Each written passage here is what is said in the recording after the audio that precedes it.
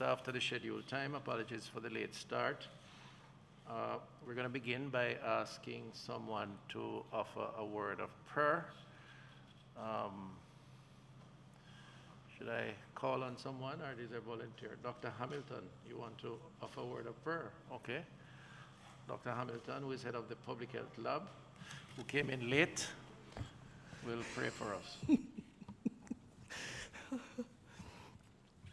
Let us pray. Father, we thank you for sparing our lives to see another day. We thank you for your faithfulness to us as a people and how you have led us through our response to the COVID-19 pandemic. As we meet today to evaluate and to plan the way forward, we ask that you would be here and that you would take charge of the proceedings, guide our deliberations, help us to focus on the areas that need attention. And Father, whatever our decisions are, let them be in accordance with your will. And may you, mighty God, grant us good success in implementation. We give you thanks and praise in the name of Jesus. Amen. Thank you very much, Dr. Hamilton. Colleagues, let me begin. Let me just welcome, first of all, wish for all of us here, both the invitees as well as members of the committee, a happy and prosperous 2021. And as you all are aware, this committee existed, or a similar committee existed in the life of the previous administration, and would have ended, of course, with the end of that parliamentary cycle, in keeping with the importance of the topic and the need for us to keep the public informed and to promote a unified front in support of the COVID response in the best interest, of course, of our population. The need was felt on both sides of the aisle that the committee should be reconvened, and as a consequence, we are here today. Clearly, some changes in the names of the committee, and I want to use the opportunity to especially recognize the new members. We have on the committee, apart from myself, of course, Mrs. Juliet Olness, MP, who was a member before, Mrs. Marlene Malahoo Fort, our Attorney General, who was a member before, and we have our newcomers, Ms. Tova Hamilton, Member of Parliament in the north of Trelawney. We have Ms. Krista Lee, who isn't here. She hails out of St. Anne. We have also Ms. Natalie Rodriguez, and her name is not on this though. Is there a missing, are there some names missing from this? Oh, okay, it's a complete list. All right, sorry, my bad. Senator Natalie Campbell Rodriguez, who is here, welcome. Senator Dr. Sapphire Longmore, welcome. We also have Senator Janice Allen, welcome. And of course, the old timers, my colleague, Dr. Maurice Guy, literally and figuratively old timer, okay. Dr. Angela Brown-Burke, who isn't here, but is our old timer, was at the previous committee. And of course, MP Anthony Hilton, who is new to the committee, but by no means new to the chamber. Am I missing anyone? I think that's it, right? Yeah, that looks like it. So that's the full complement of the committee. The quorum is 3. Yes. So when we have 3 or more, we're able to commence the discussion. Again, I want to especially welcome those who are new to the Parliament, new to this kind of parliamentary committee process. Look forward to their energy, enthusiasm in helping to provide leadership, and of course to the rest of us who are here, welcome back. On the other side of the aisle, we have the the team from the Ministry of Health and Wellness.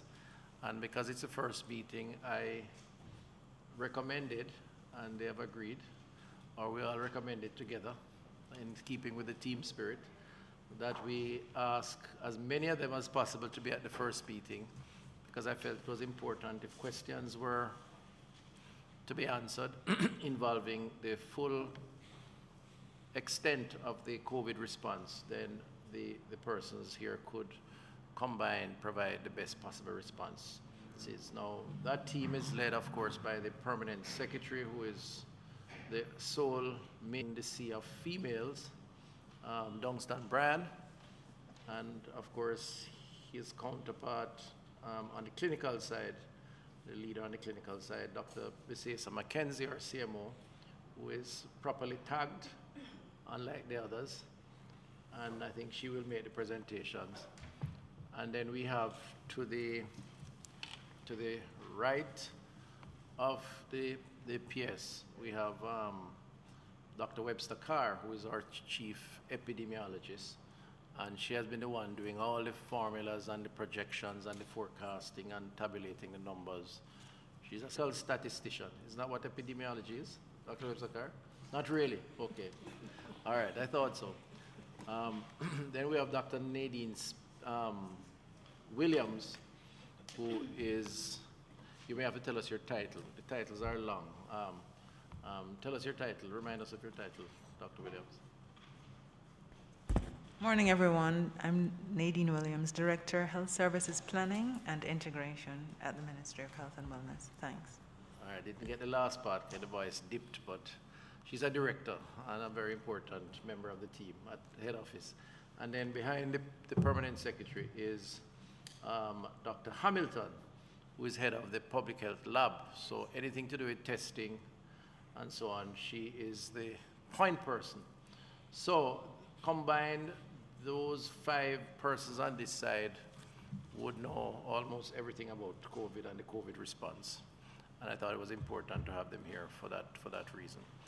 I want to thank the Parliament and the persons who have organized the meeting and who will continue to drive the process. Thank you very much.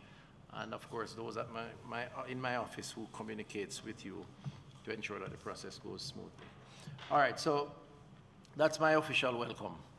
The final point I'd raise, and I'm not trying to muzzle anybody, or, we really try to keep these meetings within 2 hours. So, if we start at 10, we try to finish by 12. Right, Dr. Guy? 12:30, okay. As close to within 2 hours as possible, because it's a lot, and sometimes it's a lot, so we have to keep it tight in terms of the questions or the comments. Apologies for absence. I see here where Dr. Brown-Burke apologized. Anybody else? Mrs. Malou Fort, okay, so make a note of that. Anybody else? There are a couple others who should have been here, no? All right, so we make a note of those 2 persons. In terms of new business, we go right into it. I already gave my views on the procedural matters in terms of the approach. We normally have presentations to give a general update. Depending on the conversation or the discussions that take place, we plan for the next meeting to try and address what we cannot address in the meeting. So we may narrow the focus into a particular area, someone, an expert or otherwise, to come and present for the next meeting.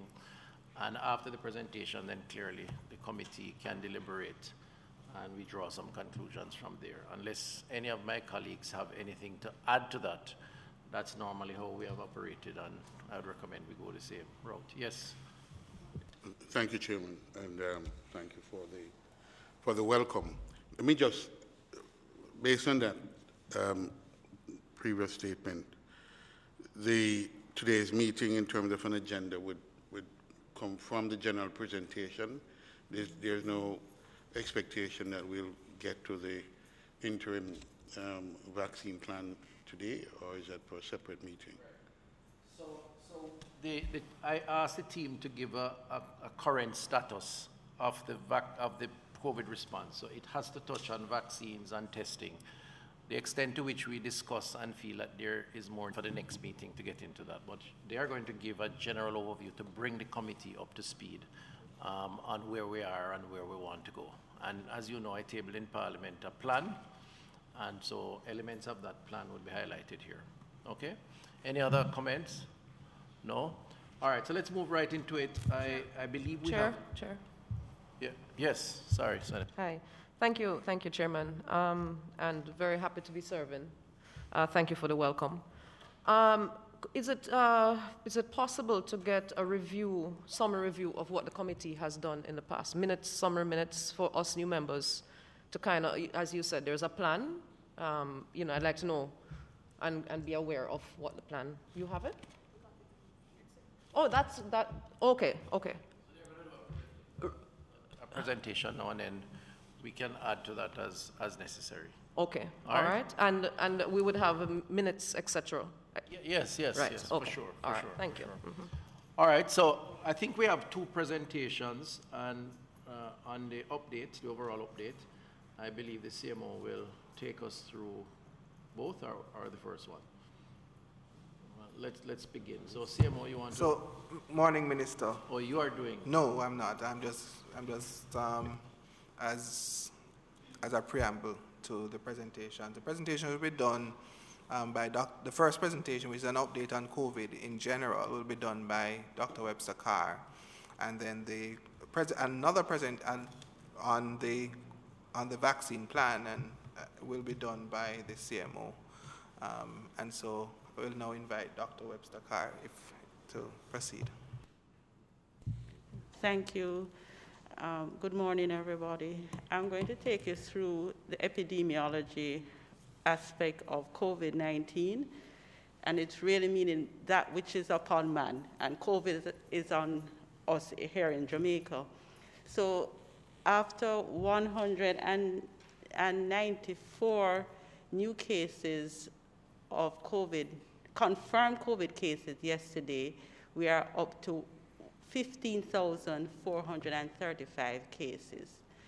And we are up to 344 COVID-related deaths, with a case fatality rate of 2.2 and a number of deaths per population of 12.3 per 100,000 population.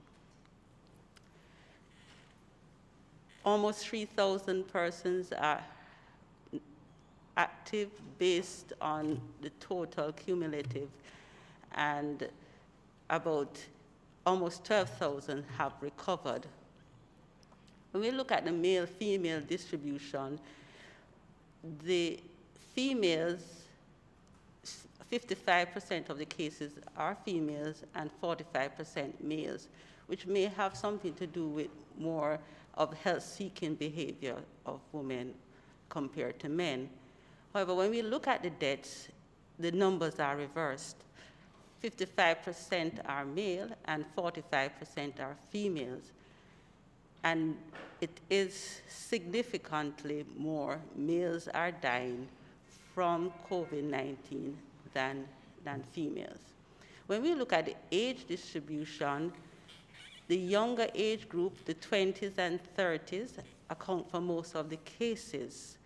And it represents what the mixing, more mixing is occurring in this age group among each other, as well as older persons.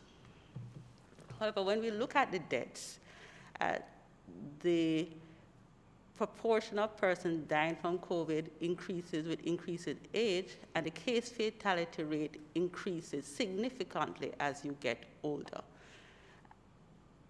Almost a third of persons in their 90s die if they have COVID. When we look over time, in general, there was a peak earlier in the year, end of August into early September, and we have a trough which is around November, early November, and then we started to increase again. Not a dramatic increase as we saw early in the year, but it is increasing and climbing steadily. when we look at the parishes, I have ticked off the parishes that are the second wave, if we can call it that, or the second increase has greater. So Clarendon, Manchester, St. Elizabeth, Westmoreland, St. James, Trelawney, St. Anne, and St. Mary all have a second wave which is greater than the first. When we look at, over time, we need to also look at the positivity. How many of the tests that have been done were positive? So over time, we peaked during the peak earlier in the year at 24.4, and then we decreased over time. But as of later last year into this year, the positivity rates have been increasing. So it tells us that it is a true increase that we are seeing currently. It's not that we are doing more tests and hence having more cases, but there's some synchronizing of the number of tests as well as the increase in positivity. When we look over time by week, it's clearer what is happening. And this overlays the deaths. The deaths increases when the cases increase, but there's a lag of 1 to 2 weeks with the deaths and the increase in cases. For the persons who have died, 344, 98% had one or more comorbidity or risk factor. The risk factors represented here is mainly age, and these are the more common risk factors and comorbidities that we have. Then we look at the parishes and, well, the geographical distribution. When we look at absolute numbers, KSA, St. Catherine, St. James are the parishes with the largest number of cases. And in the last 2 weeks, they represent the largest amount, but also in there is Manchester as well. It's important that we look at the numbers, the rates, not just the numbers. When we look at the rates, Manchester over the last 2 weeks have had the highest rate, followed by St. James, St. Anne, and St. Elizabeth. The number of deaths per parish is in the second column, and the percent of deaths per parish in the third. When we look at the case fatality rate by parish, that's the number of deaths over the number of confirmed cases, then the parishes that have the highest are St. Mary, Trelawney, Westmoreland. But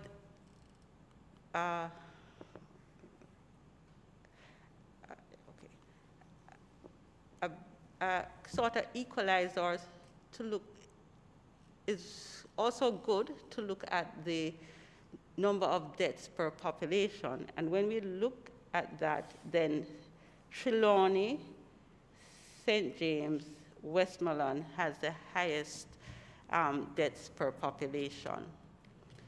And looking at the community distribution over time, this is a 2-week period, January 12th to 26th, and the communities that are involved. These are numbers. When we look over a 4-week period, you see there is a change over time. The map is becoming pinker with time, and it demonstrates what's happening throughout the country.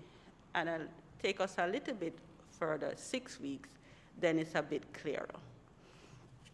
These are the top 20 communities with active cases. With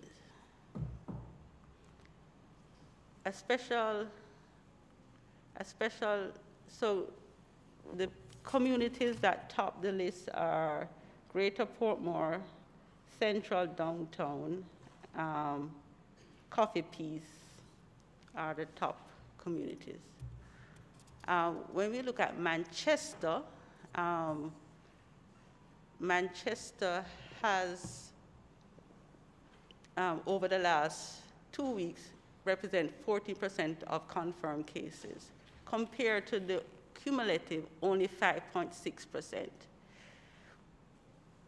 Their positivity rate in the last 2 weeks was over 25%. And when we look at the number of tests they are doing, they are increasing the number of tests, and the positivity rate is still high. So for those we have symptoms on, the majority, twice the amount of asymptomatic, are symptomatic patients. That means these are sick persons who have sought care. And so far, many of them are not linked to other persons. The majority are under investigation, but the information we have so far show that the majority are not linked. And this is the distribution over time for Manchester. So you see the peak in September and the peak in January, and it is twice what it was earlier. So there, Manchester is showing that. And this is over time, each week, the number of new cases by community.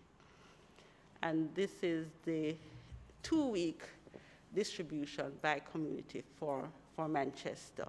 So thank you. And then we have the communities that are involved and the communities with the highest number of cases. But what is clear, some communities just have 1, 1, 2, 2. So, you know, they are spread out throughout the parish. Yeah. All right, thank you. Thank you very much, Dr. Webster-Carr, our Chief Epidemiologist. So that, colleagues, represents an overview of the state of COVID over the last year or so. And of course, she zeroed in on where the hotspots, if you will, are.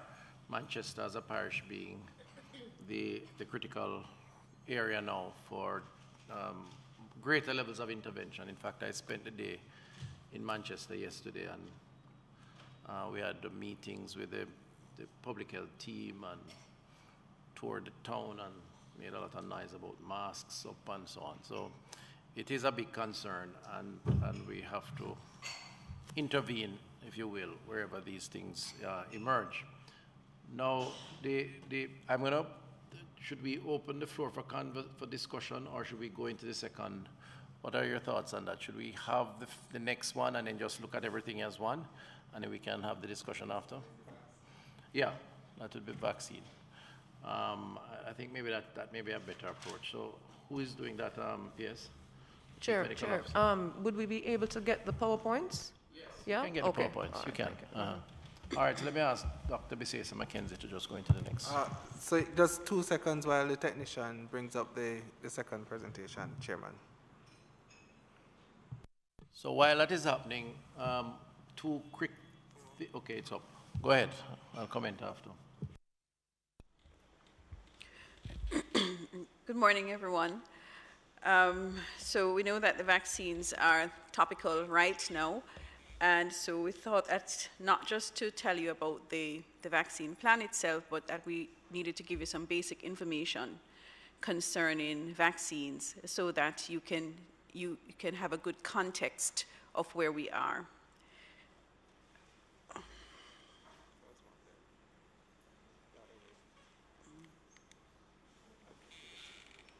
No. Okay. All right, so we know that so far we have been using non-pharmaceutical interventions, and these have been crucial to slowing down the spread. I mean, our containment exercises, quarantine and isolation, all the public health interventions that we've done.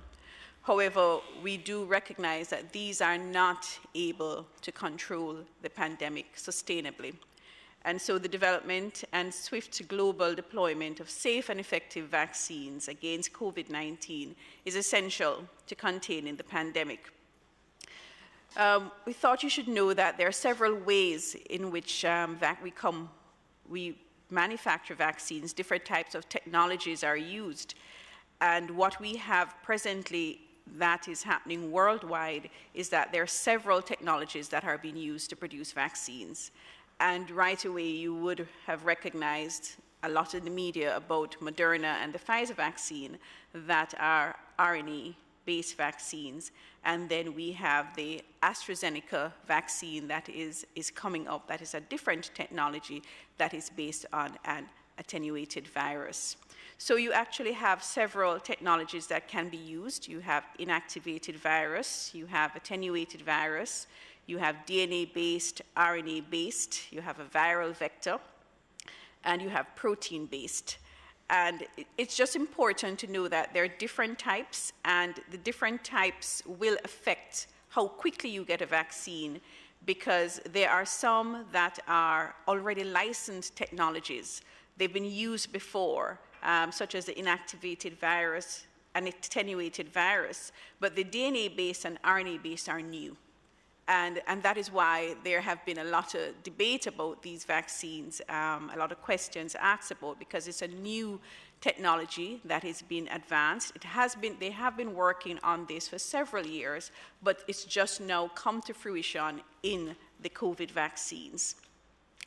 The viral vector protein-based vaccines are already licensed technologies, and the vaccines that we would have had in the past, the MMR, the DPT, OPV, all of these vaccines are the already licensed technologies. Interesting to note, though, that the speed of scale production, the DNA-based and the RNA-based are fast. They can be produced quickly because essentially once you have, it's like once you have created the formula, you can go into the lab and quickly produce. So it is a fast, the speed of scale production is fast. And for the current production scale, you will notice that we have attenuated virus and viral vector and protein-based. That we would have high production scale because there's a lot of experience in the production of these vaccines, like the AstraZeneca vaccine. And it is thought that once the AstraZeneca vaccine is approved, and you would notice that there are several countries that are manufacturing for AstraZeneca. We have India, we have South Korea, we have Mexico, several countries, because they have the facilities in place and they can produce on a large scale quickly. And so that's why our hope lies in the AstraZeneca, because once that becomes available, it will be a lot of it that will be available. So just very quickly in terms of vaccine development, because you would have heard again that you would have had some vaccines that are in phase 1, phase 2, phase 3.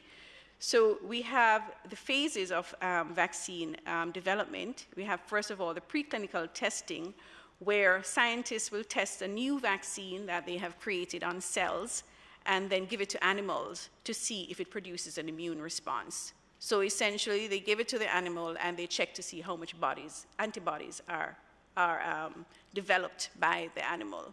Once they recognize that there is an immune response that is produced, and that the initial safety, that profile that is seen in animals is there, then they go on to the phase 1 safety trials, where they test it on a small number of persons to see if it is safe in humans as well, and also what is the effective dose, because the dosage is going to be different from what you use in animals versus humans.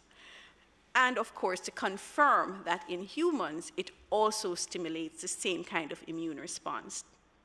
Once they have satisfied that, then you go on to expanded trials, where they now test in a larger number of persons, but they test in the different categories in terms of old people versus young people, different kind of characteristics of the population, to see if the vaccine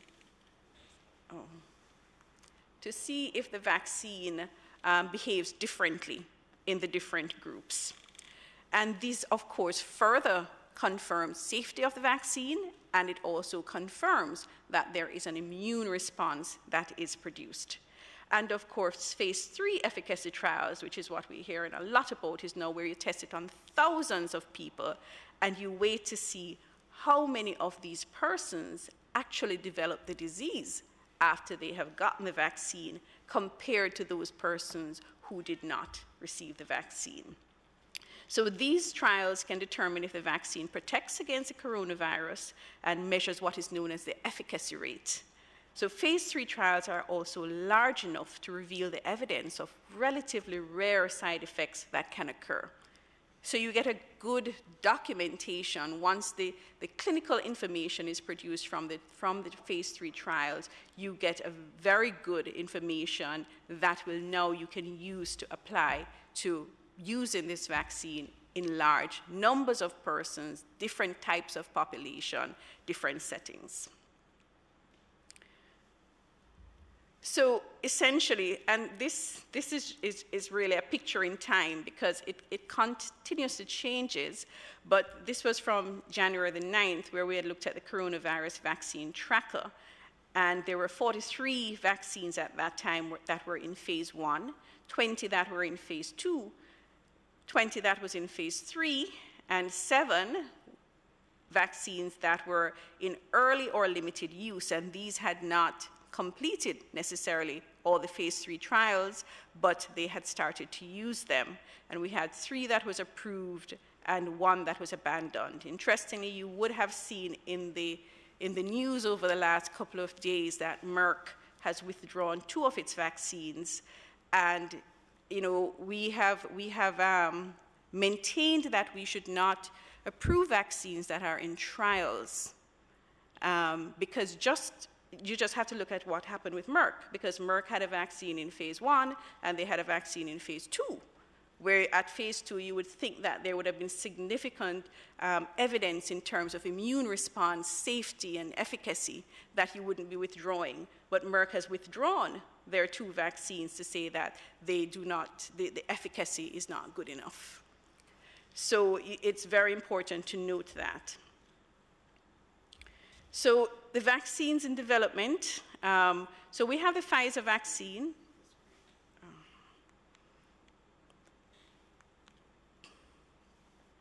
So we have the Pfizer vaccine that has been approved and it has been placed on the emergency use listing of the WHO.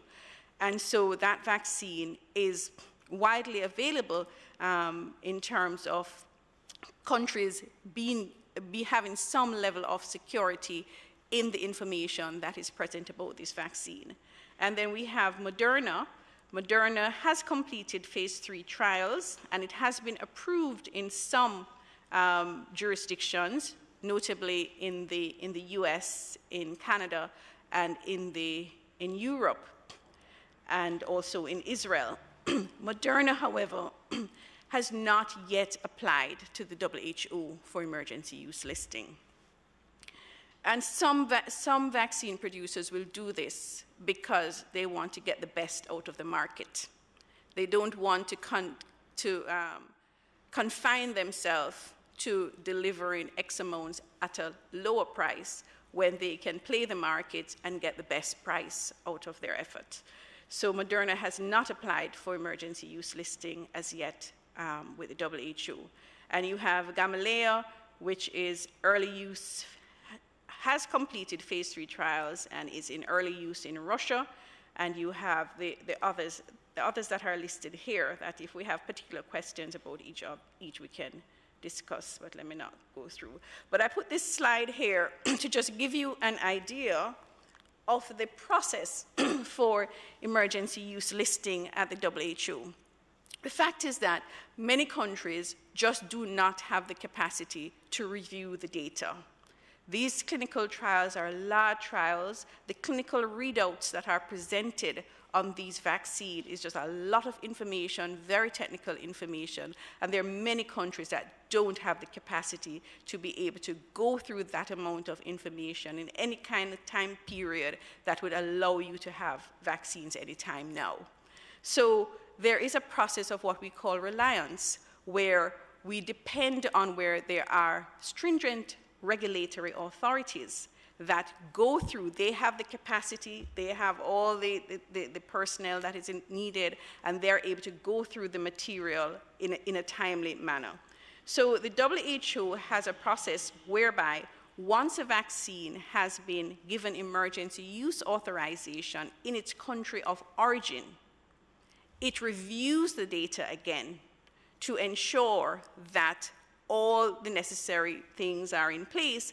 And most importantly, the expert group at the WHO also, in reviewing the data, categorizes the indications for use in different populations for these vaccines. So we would have seen that the WHO expert group would have published the indication for use for the Pfizer vaccine and the Moderna vaccine already.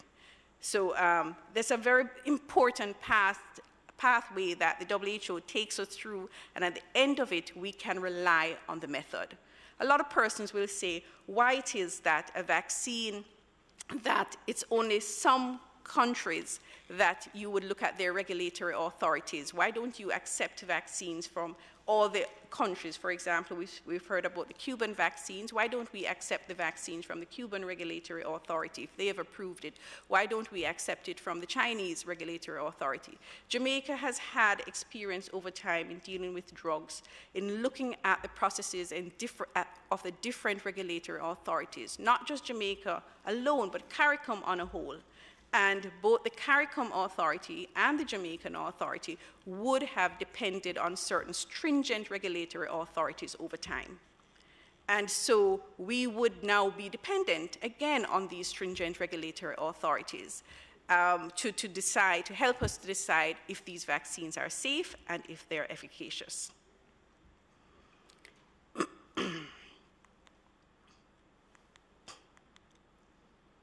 So for China, we would have seen that China has 3 vaccines in development, and the Sinovac, there is one from Sinovac, which is the CoronaVac, and then from Sinopharm, we have 2 vaccines from Sinopharm, and we have one from CanSino Biologics. Interestingly, the Sinopharm vaccine is pretty much close to the end of the process with the WHO, because they have completed their phase 3 trials and they have submitted all their documentation. And so this is one of the vaccines that we expect that within another month or so we would be seeing certainly very, very advanced, if not have completed and be on the emergency use listing. The other vaccines are in different stages. We have, for example, the CanSino Biologics that was in phase 2. And we have the Sinovac that is in phase 3 but has not completed phase 3.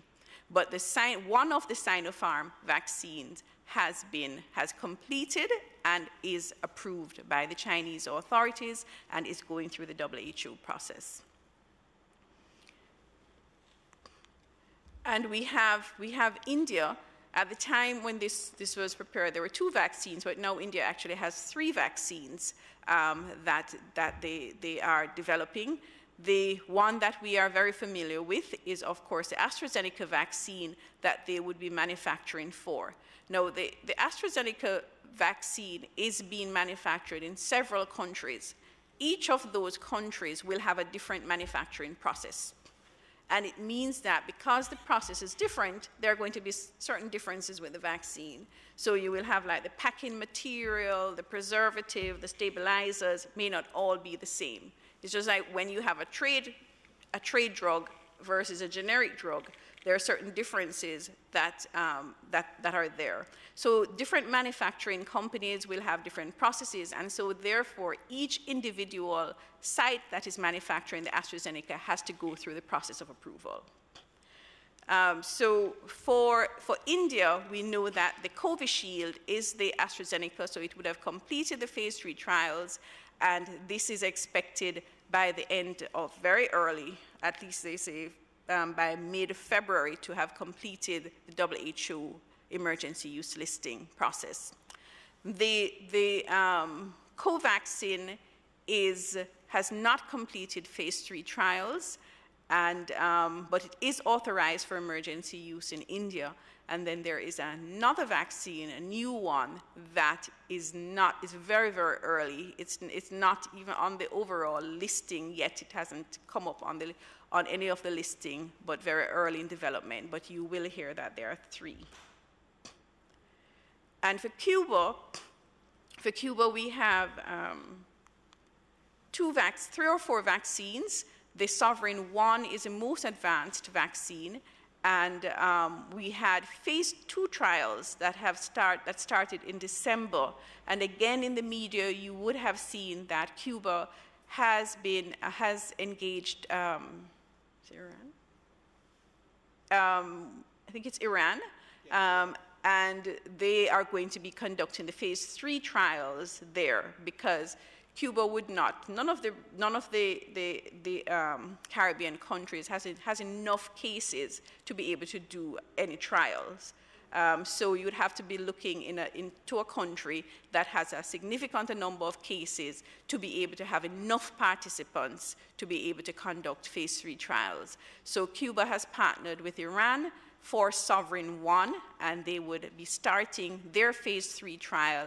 And so at some point, we're going to be expecting to hear that they would have completed that. But these trials do take some time, 3 months, 6 months, so it will take some time for those to complete the trials.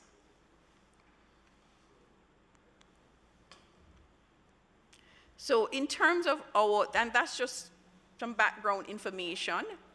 Just to say, in terms of the COVAX facility, there have been a lot of rumors, and news comes from everywhere, and you hear that the facility is not going to have enough vaccines, and they don't have enough money to pay for it. I participated in the COVAX facility shareholders council meeting this morning, and they have reported that they have secured, it was their intention to secure 2 billion vaccines by the end of this year. They have passed the 2 billion vaccines, and they have actually, it's not just negotiations. They have completed signing of the documents for some of these vaccines that will enable us to, at least for the 2 first quarters, they have secured vaccine in terms of their delivery plan for the countries that are engaged in the COVAX. And with the agreements and the negotiations that they're in, by the end of 2021, they would have surpassed, deliveries would have surpassed the 2 billion mark.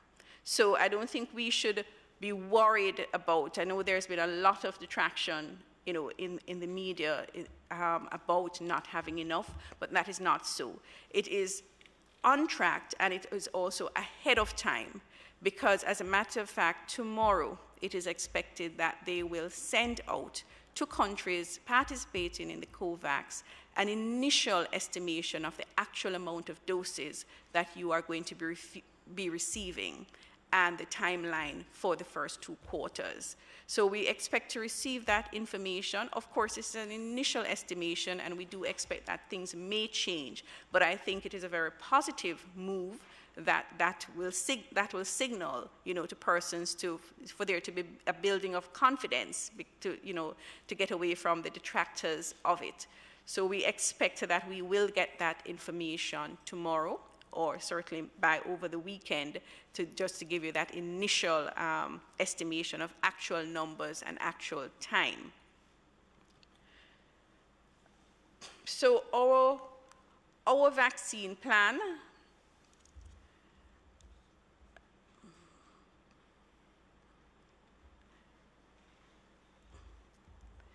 the objectives of our plans is to protect the integrity of the healthcare system and infrastructure for the continuity of essential services. That's our first objective. Second, to reduce the severe morbidity and mortality associated with COVID-19 by protecting populations at greatest risk. and of course to reduce the transmission of infection in the community and to generate herd immunity. So I've just pulled out, because of time, just certain very important areas that I thought that the committee would need to be aware of. And these include the management structure, the legal framework, the regulatory mechanism, the phases of distribution, the target population, and a little bit of the logistics.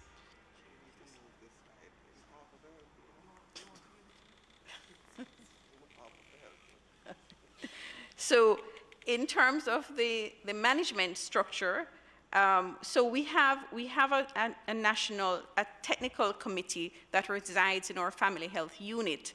And that technical committee is really, these are the people that have the experience with working with vaccines and are responsible for expanded program of immunization that we have been carrying out for several years. So in terms of logistics planning, management of it, both the delivery and what happens after, then this committee is ideally placed to deal with all the technical aspects of it. And we have 4 subcommittees of this national committee which deal with vaccine supply, cold chain and logistics, demand generation and communications, very important, process monitoring and reporting, and of course service delivery and safety. And then we have the Vaccine Commission, which is a multi-stakeholder group that has been appointed by the minister, which comprises stakeholders from all across different sectors, because everyone has something to say and needs to make an input in how it is that we both ensuring that we carry out the plan, we stick to what is supposed to be there in the plan, and of course giving information that may add to or subtract from the plan. In terms of the legal framework, the laws and regulations that primarily govern the regulation of the health products by the minister are the Food and Drug Act of 1964, the Food and Drug Regulation of 1975, the Precursor Chemicals Act 1999, and the Precursor Chemical Regulations of 2013. Now, for this vaccine, while it is that we do have placed in this legislative framework an avenue for the importation for drugs for emergency use, we recognize that there has to be some interim regulations crafted to allow for the wholesale, a large importation, because these emergency use was really very small amounts that were presently under the existing regulation, whereby if I'm sick and I need a medication that is not available in Jamaica or registered in Jamaica, I can apply for there to be an exemption and I have it brought in. So we have that in place. But this now is a large amount of a medication that is not fully approved in any jurisdiction, that they're still under emergency use approval, and so we would need to have an interim some interim regulations, and this we're moving very quickly with in terms of the drafting and approval of that. And we do expect that this will be ready shortly in order to enable us getting the drugs in. So the Standards and Regulation Division of the Ministry of Health and Wellness is our national regulatory authority. And with this new interim regulation, what we will be doing is granting emergency use authorization in country. So as I explained before, given the novelty of the COVID-19 vaccine and the urgency for use and the absence of the adequate technical capacity in country to fully evaluate and assess all the different areas in terms of vaccine development and the readiness of a product, our Standards and Regulation Division will adopt the approach that is taken by the Caribbean Regulatory System, which is the CRS, which is a regulatory mechanism that was instituted for CARICOM, whereby we use reliance. We rely on what is done by other stringent regulatory authorities. And so we will have reliance on the WHO emergency use listing PAHO, and then, of course, as I had mentioned before, there are some SRAs, stringent regulatory authorities, that we would have had experience with in the past, and we would rely again on them. So for the emergency use authorization, once we have the pathway is clear that you apply, and it's pretty much all the manufacturing companies, drug companies are exposed to this kind of process where it is that they have to submit all the necessary documentation from about the drug, the emergency use approval in other areas for them to be reviewed and to be given approval for emergency use here. The stringent regulatory authorities that we would rely on are the US FDA, Health Canada, and the European Medicines Agencies.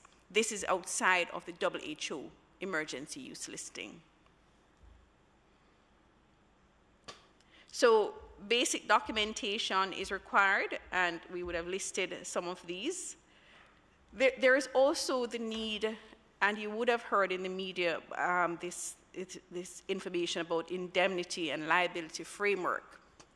Again, we are using a new drug, a drug that has emergency use approval in the jurisdiction in which it is manufactured. And so the manufacturers require for there to be some kind of indemnity process that would prevent them from being sued, essentially, if something goes wrong.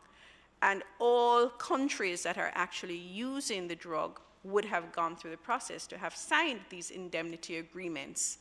And every country that is to receive will have to sign an indemnity agreement to say that we are not going to expect any liability from these manufacturing companies. So we are going through the process now of developing those indemnity documents, and we would have to sign off on those before it is that we would be able to get these drugs, whether it is through the WHO emergency use listing or whether it is through bilateral agreements. So in terms of bilateral agreements, once we have, so outside of the WHO, we are going through the COVAX, but we are not limiting ourselves to COVAX. We can go through other means of procuring vaccines. We have already started discussions with Cuba, with India, and with China to say that we're interested in what it is that you're doing, and we want to join the line of persons who would want to enter into bilateral agreements with you. So we would have, working with the Ministry of Foreign Affairs and Foreign Trade, we would have been having discussions with these countries so far, 3 so far, in looking at the vaccines that they have, and hopefully that when they reach a state of readiness, we are also, and they're also in a state of readiness to enter into a bilateral agreement. So, but the regulatory pathway would, of course, remain the same. Now, in terms of distribution of the vaccine, again, a lot of conversation about phase 1, 16% of persons, and is it only a phase 1, is it only 16%? No, it is not. It's not only 16% of persons that we intend to vaccinate. What it is that what we would want to ensure is that in the first phase of delivery, that we do get to the high-risk groups and the vulnerable groups, and to ensure that those persons are vaccinated. Once it is that we have completed those persons, which puts the population on a whole in a good position, because if you know that your vulnerable groups are vaccinated, then certainly you know that your incidence of hospitalizations and severe outcomes are going to decrease. And once you are able to vaccinate your healthcare workers where the risk of exposure is highest in a healthcare setting, then you know that you will be able to continue your health services, and also a lot of the essential health services that might have been put on hold because of this dealing with COVID, we would be able to restart those, including surgeries and other outpatient services. So phase 1 is really just about that first move to get us past this hurdle. Once we would have completed phase 1, then we would go on to phase 2, where in collaboration with the different committees and the commission that involve the stakeholder groups, we will look defining what that second level is in terms of the priority groups. And we've had different persons express interest. We've heard about teachers, hotel workers. Certainly, we are going to be looking at who next, and that will be helped to be defined by some of the players in those settings, not just from the Ministry of Health.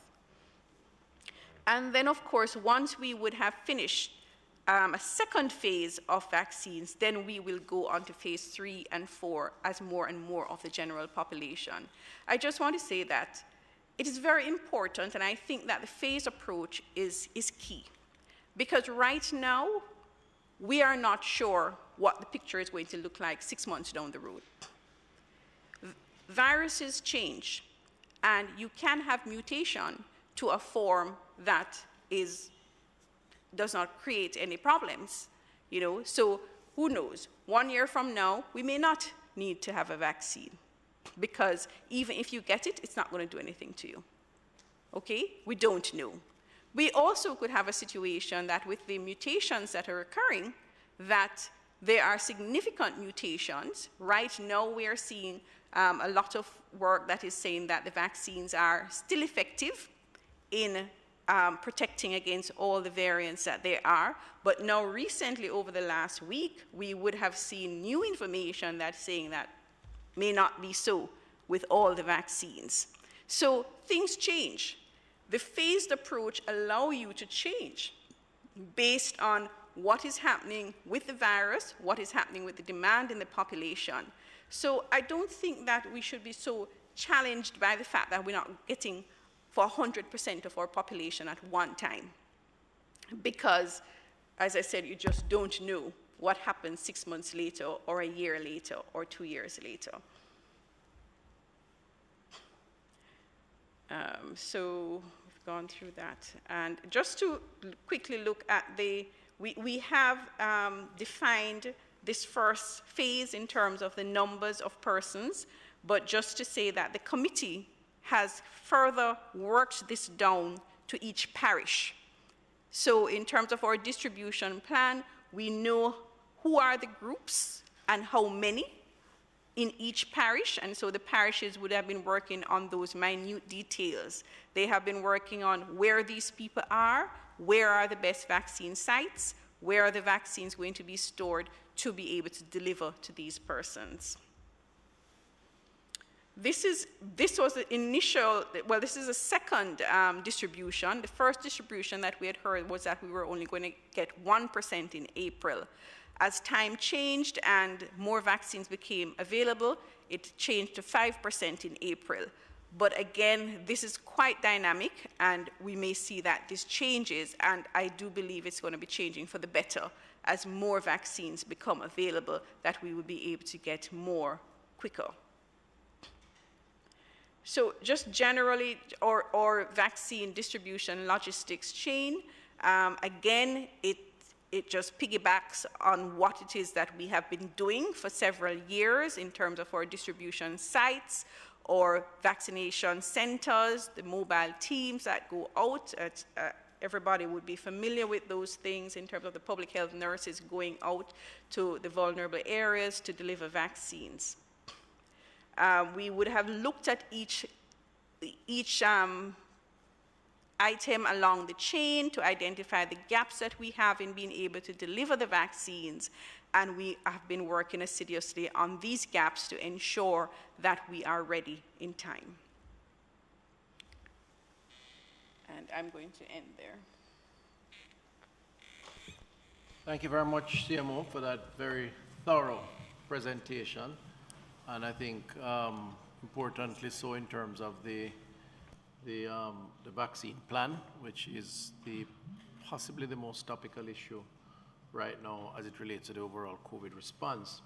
And thanks to Dr. Webster-Carr for her overview on the status of vaccine of COVID-19 in the population.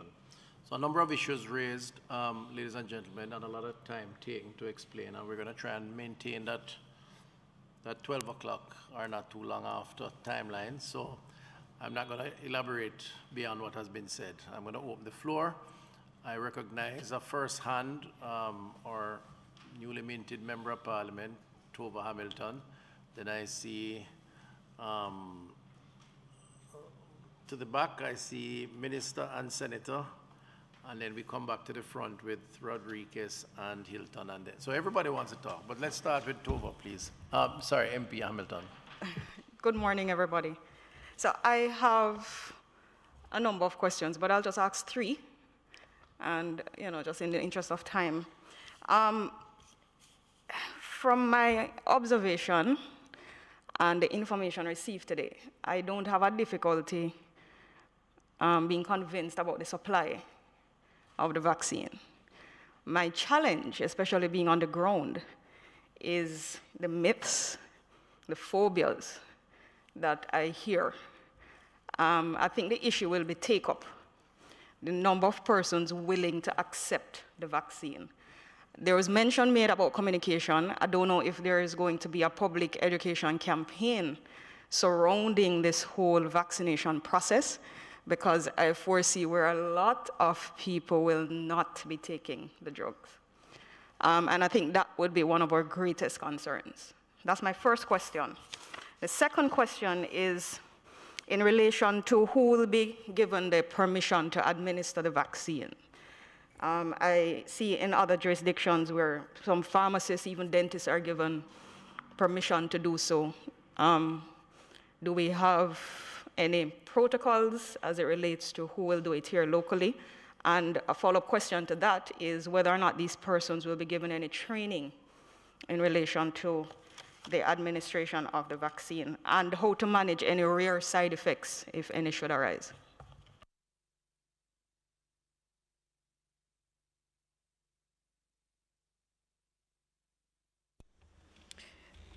So the communication issue, you would have noticed that we would have started certainly on social media in terms of the information being put out on vaccines. We have a detailed communication plan that we've started putting ads in the paper just to inform persons about vaccines. So it is something that we are working on, focus group discussions, knowledge, attitudes, and practice studies, that we have actively started to work on those things through both our PR and our health promotion and education team at the ministry. In addition to that, we are engaging a communication consultant just for this. So, but we have not engaged consultant as yet. We are in the process of, but we have started. So we have started with the sensitization. We've had several meetings over the last 2 weeks with our healthcare providers in each region, because of course we have to get the healthcare workers to buy in, to see the usefulness of the vaccine, the protection that it offers, and of course the healthcare worker being protected protects the population. So we have started, but there's a lot of work to be done because we do see the detractors that there are. In terms of the protocols as to who, Jamaica does not face the same problems that we see in a lot of other jurisdictions because we have a network of how this is done already. And, but we are not saying that that is enough.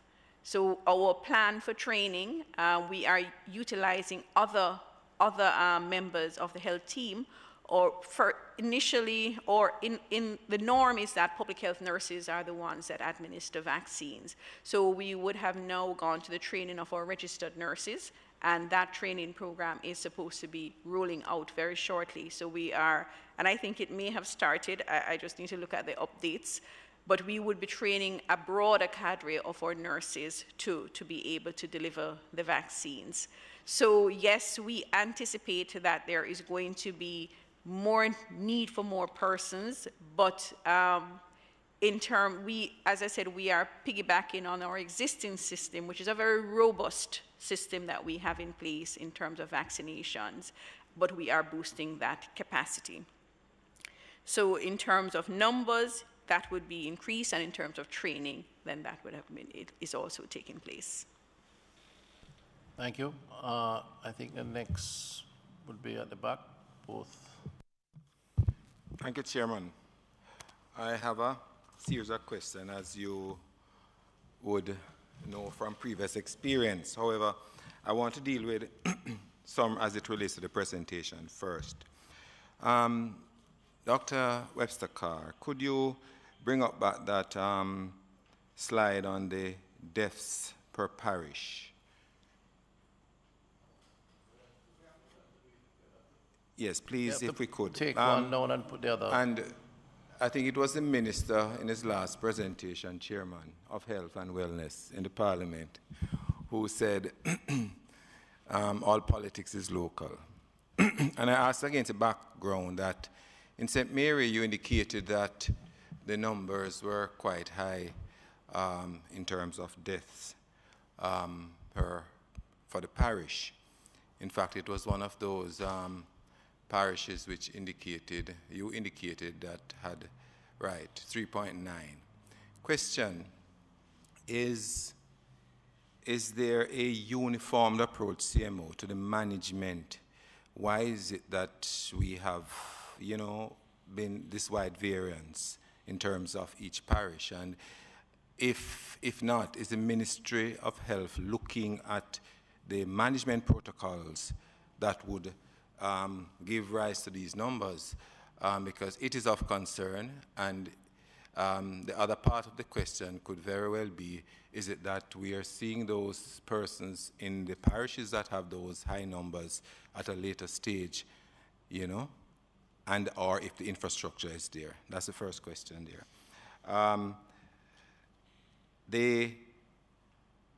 I gather from your presentation, CMO, first of all, I want to say that the phase approach, I don't think anyone would have the challenge with the phase approach. I think it is a well thought out approach. I think the major challenge that presents itself to us as well as many others is the numbers in the respective phases. Minister, you indicated the 16% for this year. I know that Minister also indicated to the Parliament that the initial one of the 16% has now been changed to 5 of the 16% by April of this year. But can you clarify this further? Because you said tomorrow you'll be getting new information from PAHO WHO as it relates to initial estimates. Are we expecting that this will improve or increase above the 5% or not? The other matters, one, you indicated that if the vaccines are approved by country for the respective agencies that the Ministry of Health will recognize, and although WHO has not approved Moderna yet, would Jamaica be open to accepting Moderna because it has been approved by the UK, the US, and I think the European agency, as well as Canada? Now, Chairman, you mentioned the Vaccine Commission, and in your presentation you indicated that it was a broad-based approach to it. But I find it a little challenging to see that even though it's a broad-based approach comprising both public and private sector, that seemingly in an article today and was expressed in the news yesterday that the PSOJ is seeking on their own to get vaccines for the private sector. I understand that, yes, in any instance or any arrangements, because even for the existing vaccination programs, immunization programs in the country, outside of the Ministry of Health, there is a private sector that gets involved. But I want you to reconcile, and in my own mind to reconcile, how is it that they're part of this commission, but yet they are seeking to go outside of this commission, and could you explain that for me? There's another matter, and CMO, you touched on it because you indicated the likelihood that because of the changing nature of the virus, we might not know what the requirements will be down the road. However, Minister, you indicated in the Parliament that subsequent phase will see it being part of the regular vaccine programs, immunization program. The challenge that presents itself, and I must say at the outset that I am one who will encourage people to take the vaccines, is the process a mandatory one? And I ask that question because for children who are entering school, immunization is part of the requirement for them to enter and to be accepted in the school. Now, if it becomes part of the regular vaccination immunization program, then how do we differentiate or how do we address this particular issue? And the matter of the getting some guidance from the Caribbean regulatory system, and Minister, this is one for you.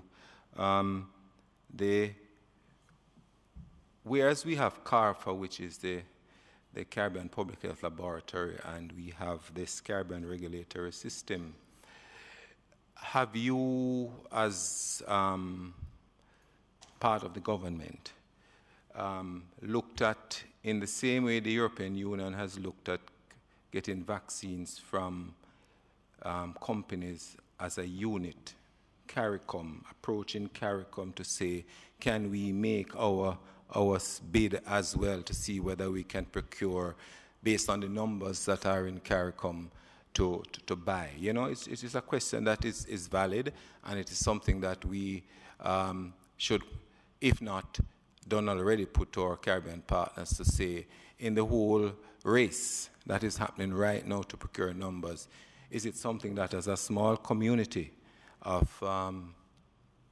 13 million people, we can get some vaccines on our own for our members to be distributed? The African Union, granted much bigger, has done the same thing. They have tied into a certain amount the EU. Is it something that CARICOM could look at? And these are mine for now, Minister. Thank you. So you've asked quite a few questions. I certainly can respond to a couple, but I think the clinical ones I'd have to leave to the CMO and her team. On the issue of the PSOJ's involvement, given that I have been a part of those public statements, it's not a question of them being apart, but together. It's a question of us being very committed to sourcing as a government through the COVAX arrangement, which has been commented on, which has a sort of commitment to a number, which the 16% in the first instance, and additional discussions outside of that arrangement, additional quantities, and those discussions have involved bilateral conversations, which I've made public, China, Cuba, and India in the case of bilaterals. It has involved also discussions through CARICOM, to answer the last question that you posed. There is a conversation with CARICOM about them trying to source through some other avenues, and we're in touch with them via the Ministry of Foreign Affairs and Foreign Trade. And then the private sector have said that given that these vaccines are manufactured by private entities, and many of these private manufacturers have their representatives here in Jamaica, drug representatives, they would also like to explore using their own resources as part of the overall pool. To my mind, that is all complementary and would support the herd immunity targets that we seek, no matter who receives those vaccines. And so we have been committed to a collaborative effort in this COVID response from the start. There was an advisory body involving a multi-stakeholder group. The vaccine plan similarly has appointed a multi-stakeholder group, and that group is going to focus more on what happens when the vaccine lands in terms of logistics, management, managing the stigma that someone asked about earlier around whether to take or not to take. And then, but that would not prevent a private sector entity from seeking to leverage their own networks and connections and personal resources, because they would pay for whatever they can source outside of what we already are doing as government. So I think all told, it's a good thing. What it requires is coordination and collaboration, and hence my endorsement of that. Yes. Thank you. I hear you about the private sector involvement and the sourcing, their own sourcing. The question does arise, however, as to whether this now introduces, where the government has made a broad commitment to provide the vaccine free of cost to the population. Does this now introduce an element of profiteering and with the private sector involvement, using their own resources, that usually, and that implies to me, that you'll have a two-systems approach, one where you have to pay to access, and the other that you have free access to it from the government? Right. Let me just say this, because I think we have to be careful we don't get too hung up on the structure and allow our suspicions and suspiciousness, if you will, of the relationship between government and private sector to undermine what I think could lead to a greater good. We operate in a space in health in this country that involves both public and private sector. There are private entities that provide drugs and other health services, and they do so for a fee. And there's a government, of course, through entities like the NHF or public institutions, hospitals and health centers that provide free of cost or free to the user at the point of access. So that principle already exists. And I don't think we should, ignore that principle could equally be applied to sourcing a commodity that is important to addressing COVID, the vaccine, and serve the greater good of our population. And I think there is still some discussion that has to take place, but I believe that existing principle of ensuring that we get as much of a credible vaccine as possible, and that there may be some who can afford to pay for it, and they should. I would encourage it, frankly speaking. And for those who can't, the public health system has an obligation to ensure that they get. The government is on record of saying that they are not charging for the vaccines that they make available. It is for everyone, but there is a priority list, and we have stated that for the record. And that is the commitment that we will live true to. But if a private entity decides, subject to availability, that they want to take some in, pay for it, and administer it, for example, to their employees, and some may be vulnerable, some may not be, and they are footing the bill, then I think the more the merrier, and I would certainly encourage it. But it will not impact or should not impact or affect the government's responsibility to provide a vaccine in a way that is in keeping with universal health access and coverage, and that is our commitment. So it's on that basis, on that principle, which already exists in the society, that I believe a conversation with the private sector is one that offers value to this particular process. I'm going to ask the CMO to address what I have not addressed in terms of the other questions. Right. So the question on the deaths, I would ask Dr. Webster-Carr to respond to that, and Dr. Williams to speak about the clinical management issues, the equity of it across parishes. All right. Thank you, CMO.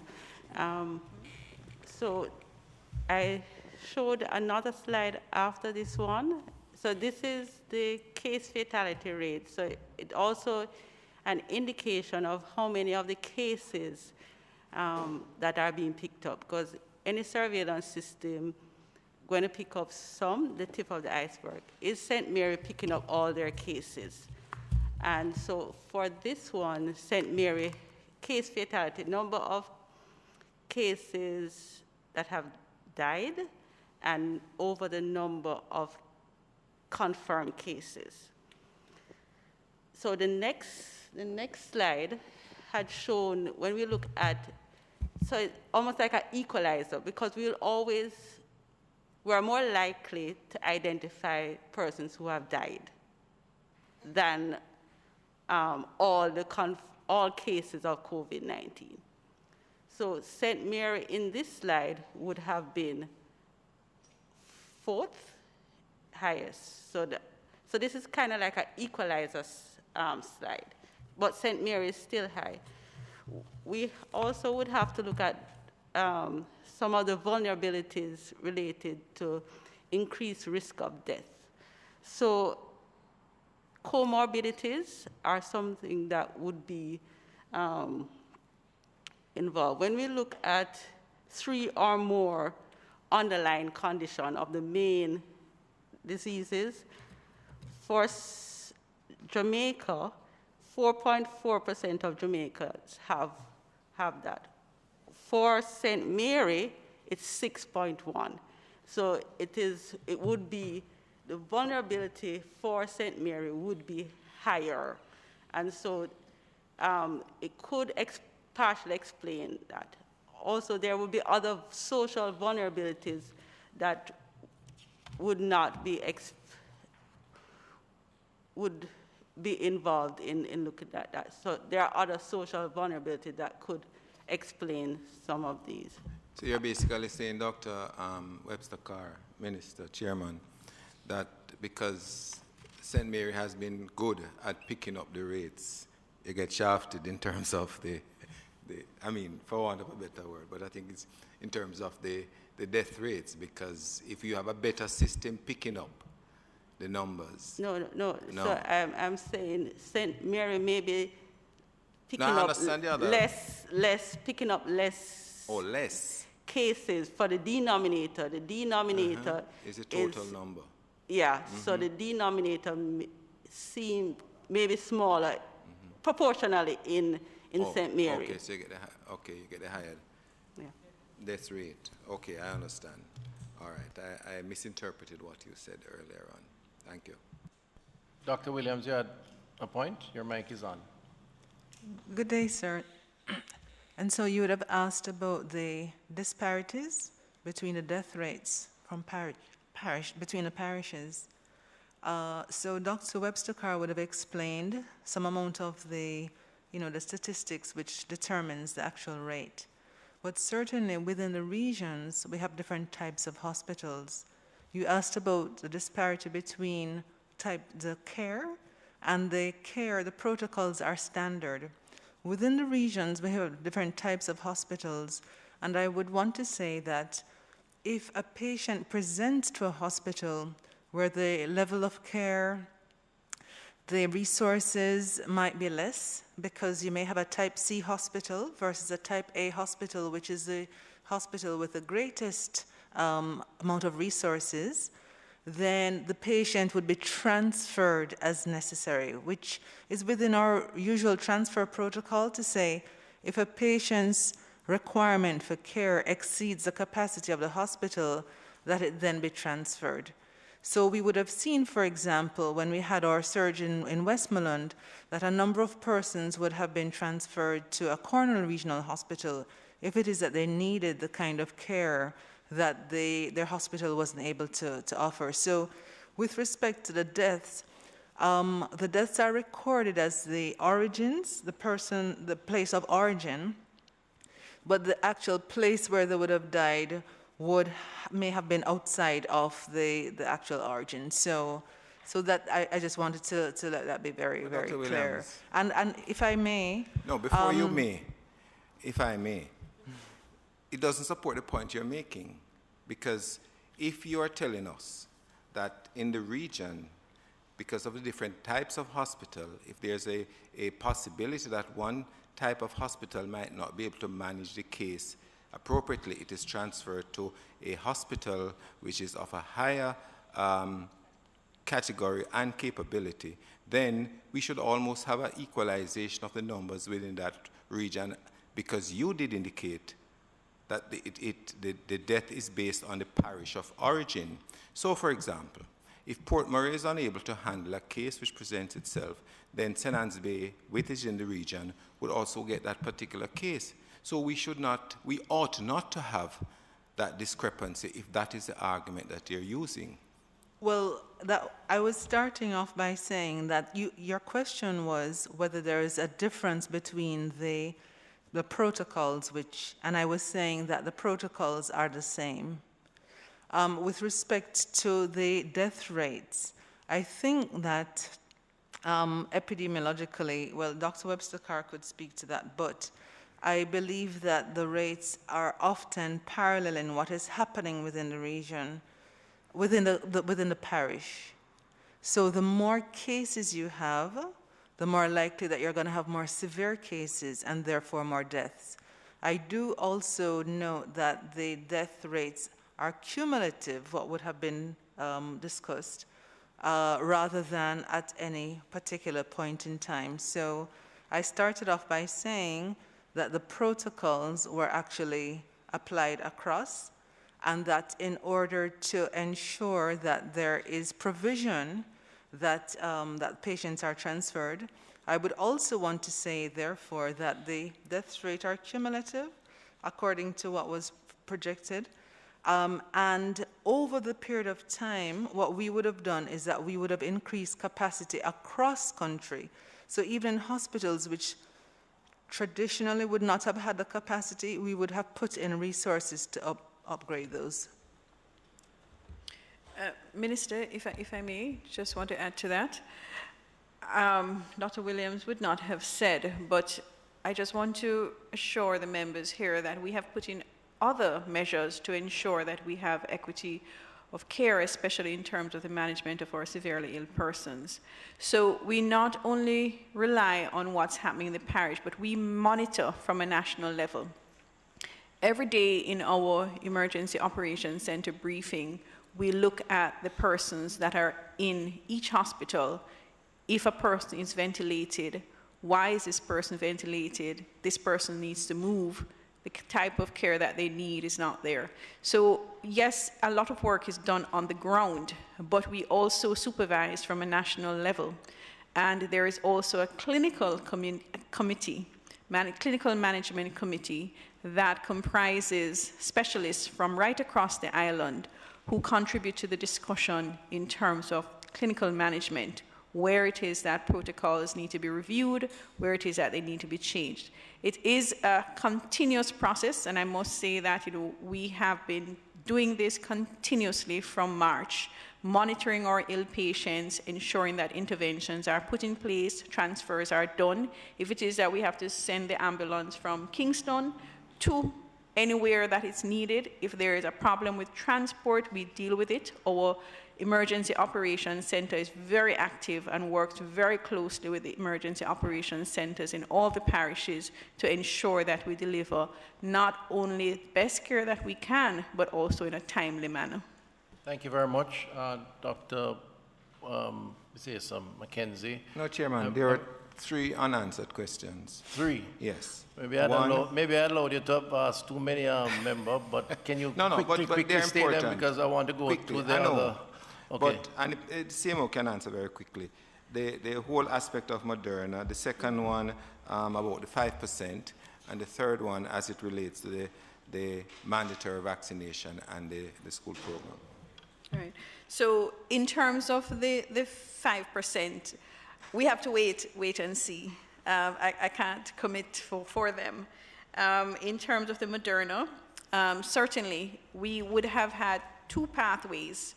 So if it is that you do not have emergency use listing, but you are approved in one of the stringent regulatory authorities that we have adhered to, then you can go through our process as well. And thirdly, in terms of mandatory immunization, I think that is a discussion that needs to take place, and decisions need to be made at the policy level where that is concerned. Thank you, sir. All right, so we're going to go to Senator Allen. Allen. Sorry. You'll get used to it. I'm going to get used to it. Senator Allen. Thank you. Thank you very much, Chairman. I have two questions, and one I'm seeking a clarification. So I'll start with the questions. We have all heard in the public space about the 16%, and I think many of us have just taken this view that only 16%. So I now appreciate better the phase basis. But with that, could you indicate what is the percentage that we're aiming to get to in order to now say we're at herd immunity? Is that the correct terminology? Huh? Correct. So if you could clarify that. Also, on one of the slides in phase 1, there was different categories of persons to be immunized or proposed to be, vaccinated. I saw an indication for tourism workers with PICA. And within the airport structure, not only PICA operates, as you can appreciate. Is there any consideration to any other category of persons within the airport, considering they're all operating in the same space? And the clarification that I seek is from Dr. Webster Carr. You were speaking to the testing and the testing rate, and you mentioned something, I didn't hear it quite clearly, but you were saying it's not that we were testing more. I guess I'm just seeking for just a little clarification on what the testing rate is, and in particular, because since I'm from St. James and the numbers are quite alarming, I would be quite keen, right? We're both from neighboring parishes, and both parishes seem to be frightening. So any clarification on that, I'd appreciate. Thank you very much. Do you want to go ahead? Okay, thank you. So what I was describing is the positivity rate. Okay, so if we are testing more, we're going to be finding more. And the positivity rate, if we're testing more, may be smaller. If there are a pool of persons who are positive and we are testing a bigger pool, we are likely to get a smaller positivity. If the transmission is increasing, the positivity rate would increase. And so the point I was making is that we are seeing more. We probably, for most vaccines, is 95%. But we are doing some modeling related to that, because some persons would have gotten disease. So there is some modeling being done to see how vaccination will affect our transmission. Is it 90 Right. or 60 to 70? I think that we don't have enough data. And you would have heard in different forums several different, starting at 60%. We would have heard 60%, we would have heard 70%, we would have heard 80%. What Dr. Webster Carr is saying is that for most vaccines, it's 95% that we aim for in terms of coverage to have that herd immunity. But the word is still out because we have to wait on the data. We don't know a lot in terms of how long persons retain immunity for, because that is going to contribute to that. So there's still a lot of information. So I would not want to put any hard and fast number on it. Certainly our aim as we move through the different phases is to vaccinate as many persons as we can based on the need as time goes by. Whilst we have 16% as the... I'm sorry. Remember, you're kind of... I'll allow you the last one, but then we have to move on, if you don't mind. We could go to the other question I had raised on the frontline, not frontline, but those who are in phase 1 and whether PICA versus anybody else at the airports. That was on the list of persons identified. Okay, you want to quickly comment on that? Right. We're looking at frontline, most likely at risk for high exposure. So you're going to have different categories of workers even within one group. And so certainly, as I have indicated, these are areas, while we will look at a first phase to see those who are most, we estimate are most vulnerable. And this is not just Jamaica. I think, you know, worldwide there have been a look at who are the vulnerable groups and who is it that we should vaccinate first. But these things are subject to discussion. And certainly as we move into other phases, we would be looking at how it is that we prioritize. And even within the priority groups, there is going to be priority, you know, to say which ones first. All right, thank you very much. We are at midday, and we have 3 other persons who haven't asked any questions. So I believe it was you, Senator Rodriguez, and then after that, Member Hilton. Go ahead, please. Thank you, Minister. Thank you, Mr. Chairman. I just had 3 questions.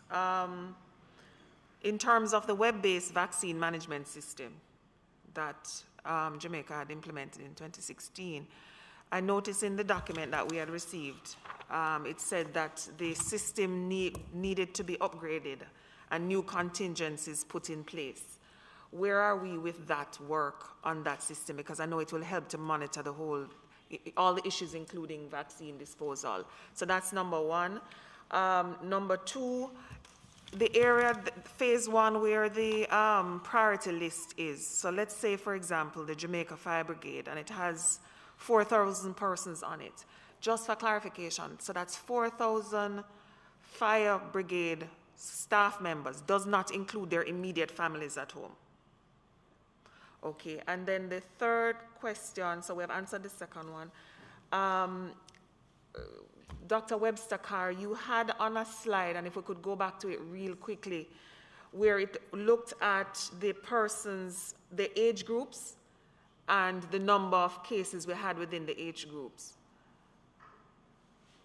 I noticed when we were looking at it that the age group of 20 to 29 had the largest numbers. And I asked this within the question, within the context of the debate that is now happening about the reopening of the entertainment industry. So if we can just go back to that slide. Right, so was it here? The 20 to 29 and the 30 to 39 seem to have the highest numbers. And this is the group.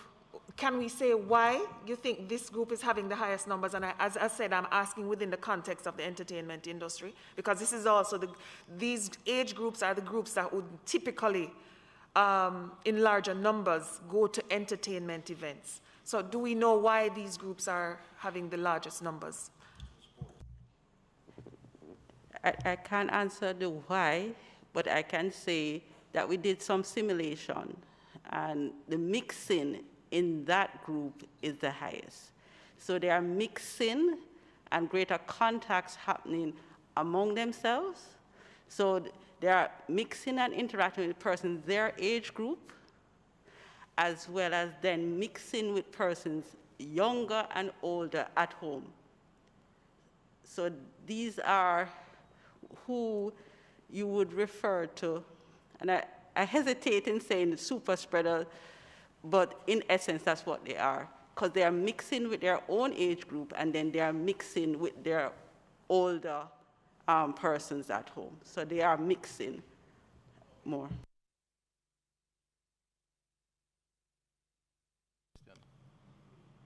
The other question? Right, so you asked about the web-based system. So in terms of where we are, in terms of the upgrade, I will have to get more information on that. But it is a system that is active. But what we just wanted to make sure was that we had the latest version of it. But it is an active system that we use to monitor the inventory of the vaccines right across the country, so we know the stock out levels and when to act, etc. Mr. Chairman, if there's just a quick follow-up from that, in terms of the second dose, will that system, or is there another system that will ensure that we have reminders for that second dose? I'm most concerned about how will we ensure that people go back for that second dose? So we have our tracking registers that we use. I am not sure if the upgrading of the system will include the tracking of the doses per person. So I would have to get more information on that. But what we do use now is really a paper-based tracking system, because remember that all our vaccines, I think outside of, no, all of our vaccines are multiple doses. So we track all the persons, and the community engagement with the community health aides, we can figure out who it is that has not gotten the vaccine, and then we look for those persons in order to ensure that we get to them. So we do have a tracking system that it is not electronic as yet, and I will have to check if the upgrade of the system will include that. Mm-hmm. Okay, thank you very much, Member. Member Hilton. Thank you, Chairman. I want to make one comment and two questions.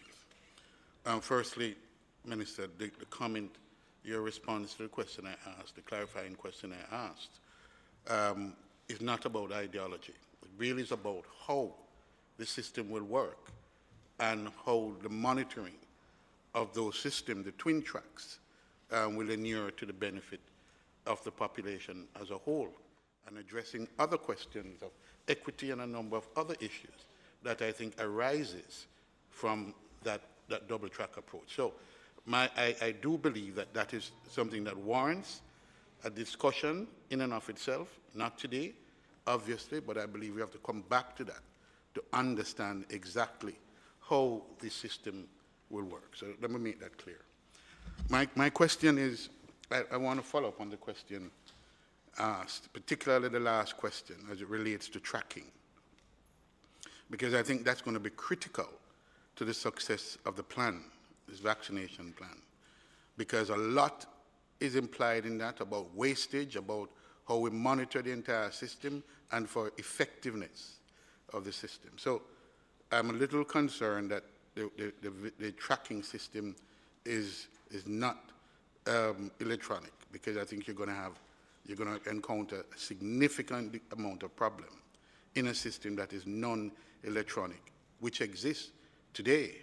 And I think if that were to be employed or deployed, I think it would make the efficiency of the process and the efficacy, well, the effectiveness of the process much more. So I want to raise some concern about that and how that will be done as part of the logistics plan. Okay? My question, though, is around regulation, because I think if we don't address that as a matter of priority, we may find ourselves in some legal lacuna and some constraints, even using emergency powers. So I see where you said there's understandably some regulations that needs to come. Given our experience with regulations and getting them to the Parliament on a timely basis, I would urge that focus be given to this to make the amendments and to provide an effective and workable legal framework. I just want to observe that customs, seems to me, is a critical part of this logistics arrangement, and some of the regulations at customs may need to be looked at in terms of the frictionless flow of the vaccines coming through the customs and being deployed nationally. That represents your third question, or? No. The Bureau of Standards. I haven't seen a role for the Bureau of Standards in the regulation. Can I, because most of these questions seems to be more aimed at the executive arm of government as opposed to the clinician. So let me try and take a look at the response. In terms of the in terms of the regulations, I mean, the Cabinet is briefed via the Cabinet Subcommittee, which meets almost weekly and for very long periods, and comprises of about half of the Cabinet, including the Attorney General, on all the issues around the COVID response that are either contained in the Disaster Risk Management Act, the new orders, but also in the case of the vaccine, the rules or the laws that are going to be required to ensure that a number of things takes place, but I'll mention two that are most prominent.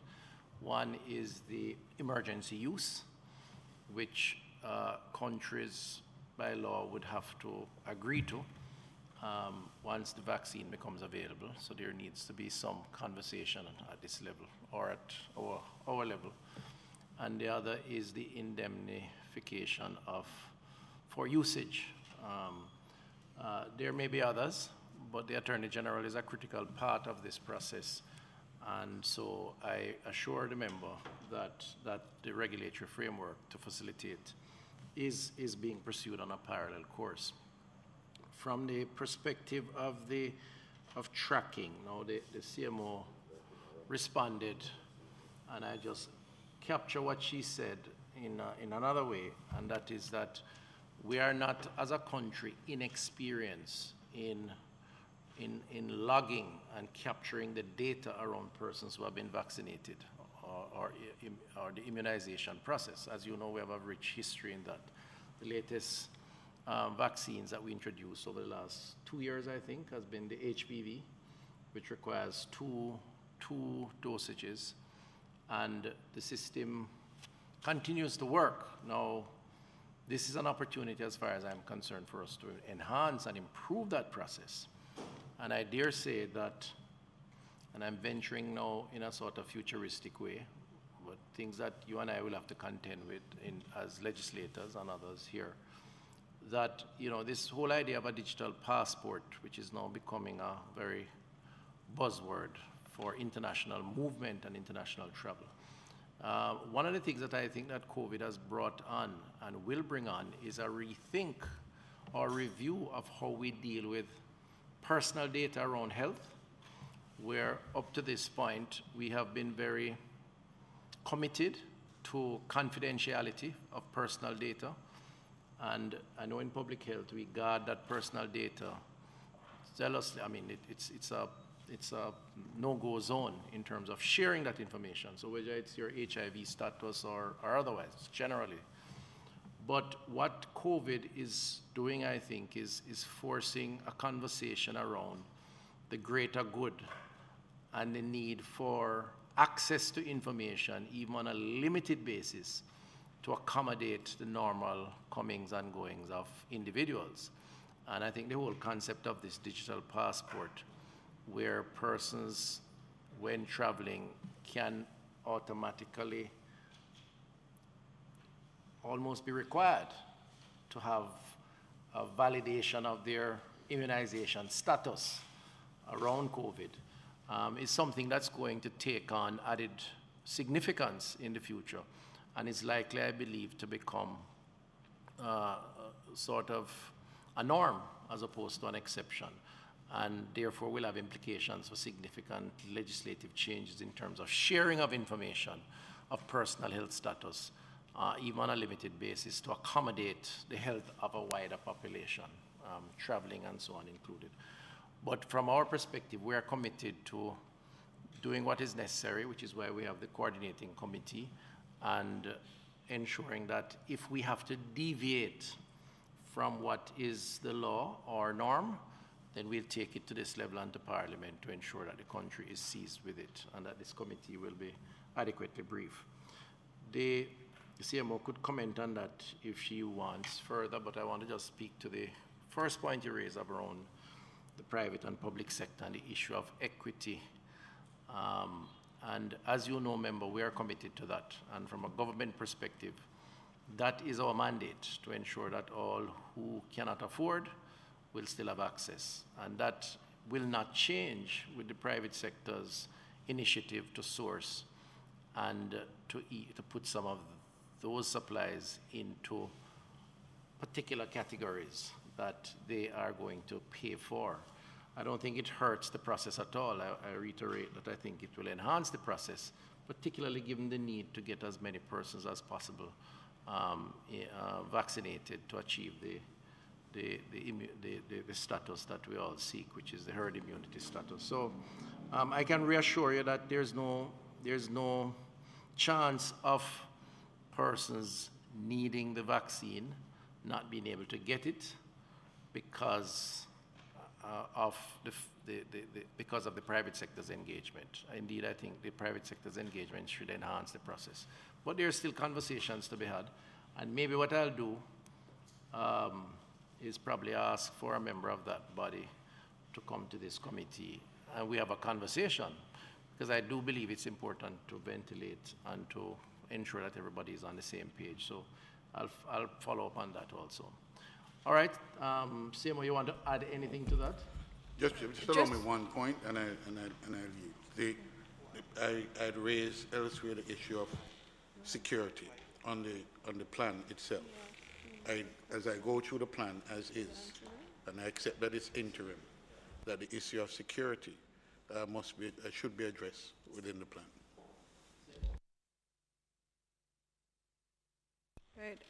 I just wanted to reassure the members that in terms of the movement of vaccines, that we really do have a good process and commitment from all stakeholders, because vaccines cannot sit. And so there's a commitment from the airport, all the different agencies. We are pre-warned of vaccines to come, and they are pre-warned. We have people who will go and wait for vaccines. We have emergency storage at the airport if for some reason we can't get it out immediately, and then we have immediate transfer to our storehouses. So it is a process that applies to all the vaccines that do require cold storage, and all the stakeholders at the airport and the national agencies are involved. And the security issue remains, as we have said, that a big part of securing the vaccine is securing the integrity of the vaccine, which is a cold storage component, but also ensuring that it doesn't get into the wrong hands. It stays in the chain according to plan. All right, I'm going to ask Senator, you haven't raised your points as yet, so I'm going to ask you to go ahead. And let me just welcome Member of Parliament Crystal Lee, who is also a member of the committee, and thank you for coming. Thank you, Chairman, and good afternoon, everyone. I will try to be quick. A lot of comments that I probably highlighted relates to other things that probably has been mentioned, but I just kind of want to bring this perspective. Dr. Webster-Carr, I would love to get the PowerPoint, because it's I know that it provides valuable information. But you had a number of slides that I'm a little bit more interested in. The one, read active cases by town. You don't have to bring it up now. We can just discuss it.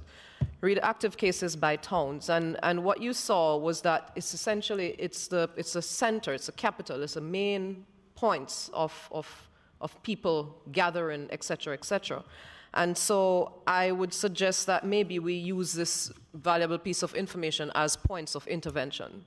The public education campaign that was mentioned earlier, I personally think that it could be a great point of dissemination where you could develop or institute some program of mask delivery and hand sanitizer distribution. Because what you're finding, and I would be curious to see, I don't know if you have that information in terms of the pattern. I saw the parishes and I saw the caseloads, but I don't know the pattern of spread. And so that might also be very valuable in terms of, you might see where the spread pattern is probably from the town centers going out. And so I would think that it would be good to be able to institute and highlight the preventative measures and use that point as guide. This could also be useful in terms of information about the vaccine and educating the public about the vaccine. So just that to review there.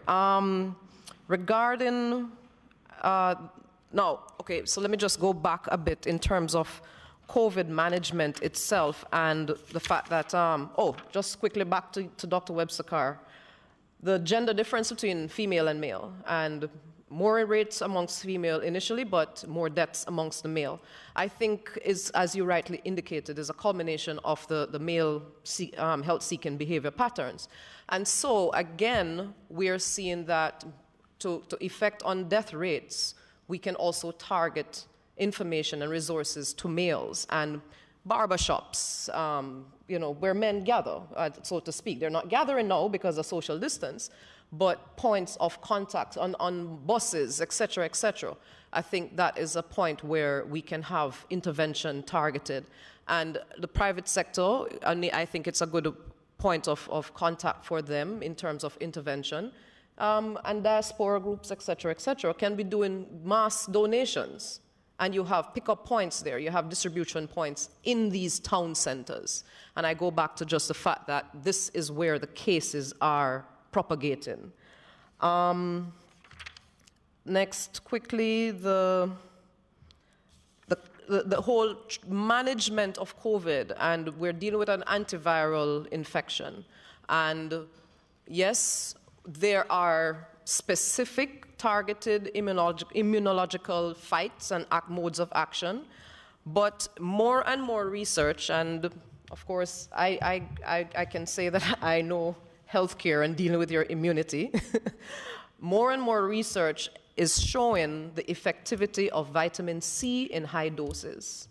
Clinical trials, it's one of the methods that the clinicians in New York use to reduce the rates of deaths in their ICUs by using high dose, 1,600 milligrams per day, 3 times per day, I think it was, IV. And that was effective in reducing death rates. That's one of the reasons Governor Cuomo's thing, the figures went down, and New York was celebrated as having a good response. And vitamin C, I can send relevant persons the studies that are coming out in terms of the approach of using alternative medicines. Now, and I'm not going to say alternative, but as the ministry, I know that we attacked and we encourage a holistic approach to healthcare. And what is significant in the fight against corona, and what has been shown in populations that tend to be doing well, is the other means of immune boosting, and not just the targeted vaccine-related immunological-based response. And so complementary medicine is a growing arm of medicine. The society is believing in it and is tying into it, and we have natural resources here that lend to it. And so I would strongly, strongly recommend and suggest that, especially as we are here sitting and discussing about the vaccine and who is to get it first, those same high-risk populations should be given or should be afforded, whether on a program or part of their provisions in terms of their high-risk status, with avenues to access these other immune-based defense mechanisms. So healthcare workers, persons on the front line, etc. The entire group that you had as the categories of first persons on the basis of delivery. With respect to the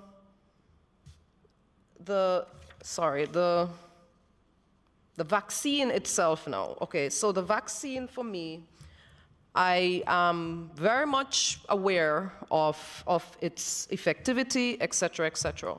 And I have a bit more technical issue because I don't want to add to any myths out there or any but my genuine clinical question is, it operates at the mRNA interacting into the host nuclear genetic code, the genetic code.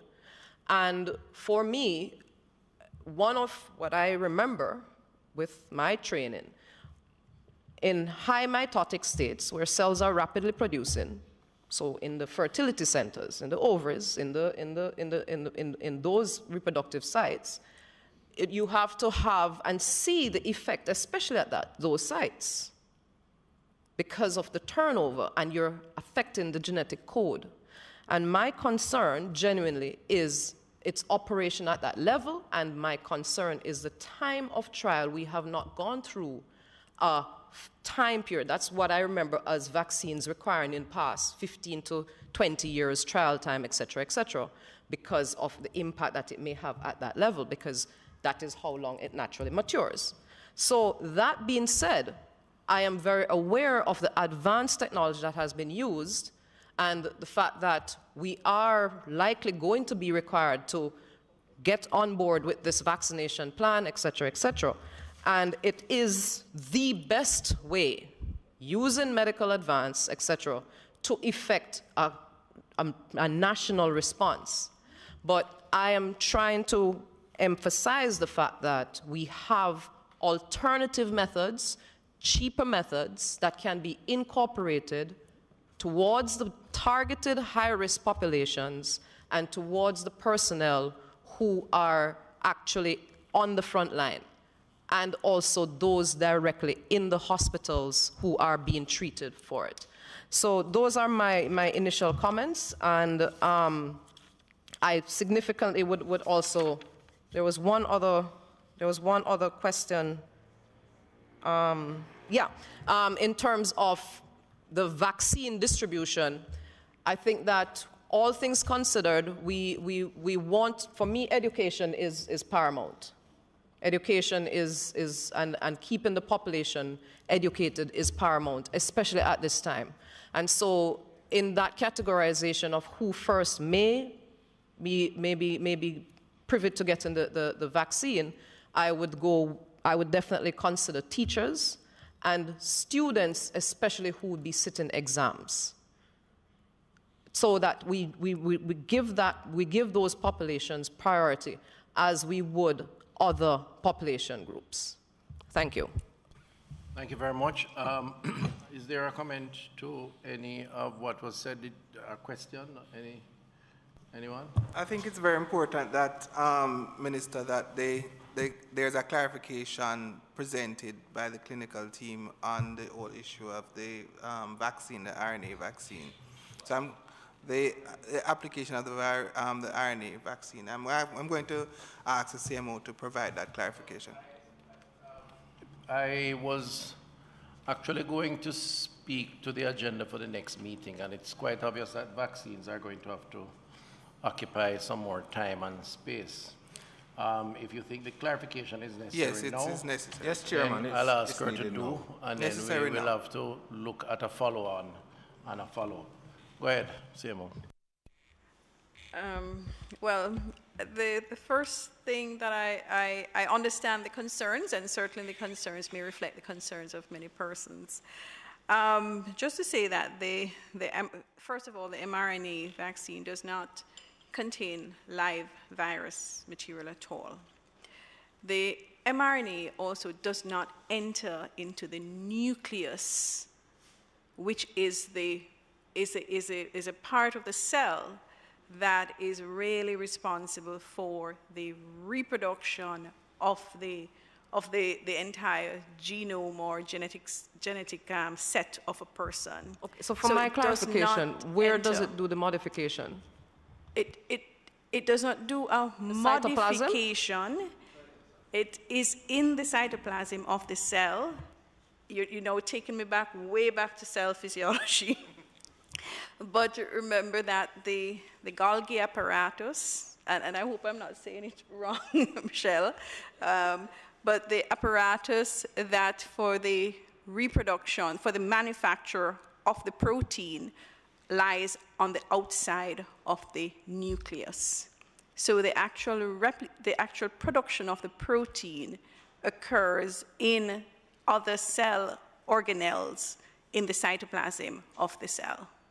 It doesn't actually, mRNA does not enter into the nucleus. Well, I hope all the cell biologists. I'm very glad, because I'm reading it here in terms of the mechanism of action of the Moderna COVID-19 vaccine.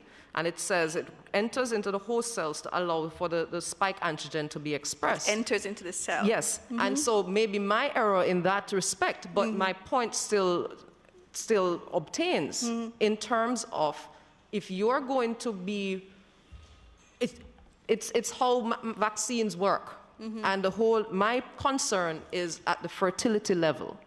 That is my concern, because of the fact that it is the rapidly producing sites, and we don't know the effects. So that's, and like I said, let me underscore that I recognize that there is advance in this respect as to the specificity of how this action will be, and its implications for long-term effects is much less because of the technology involved.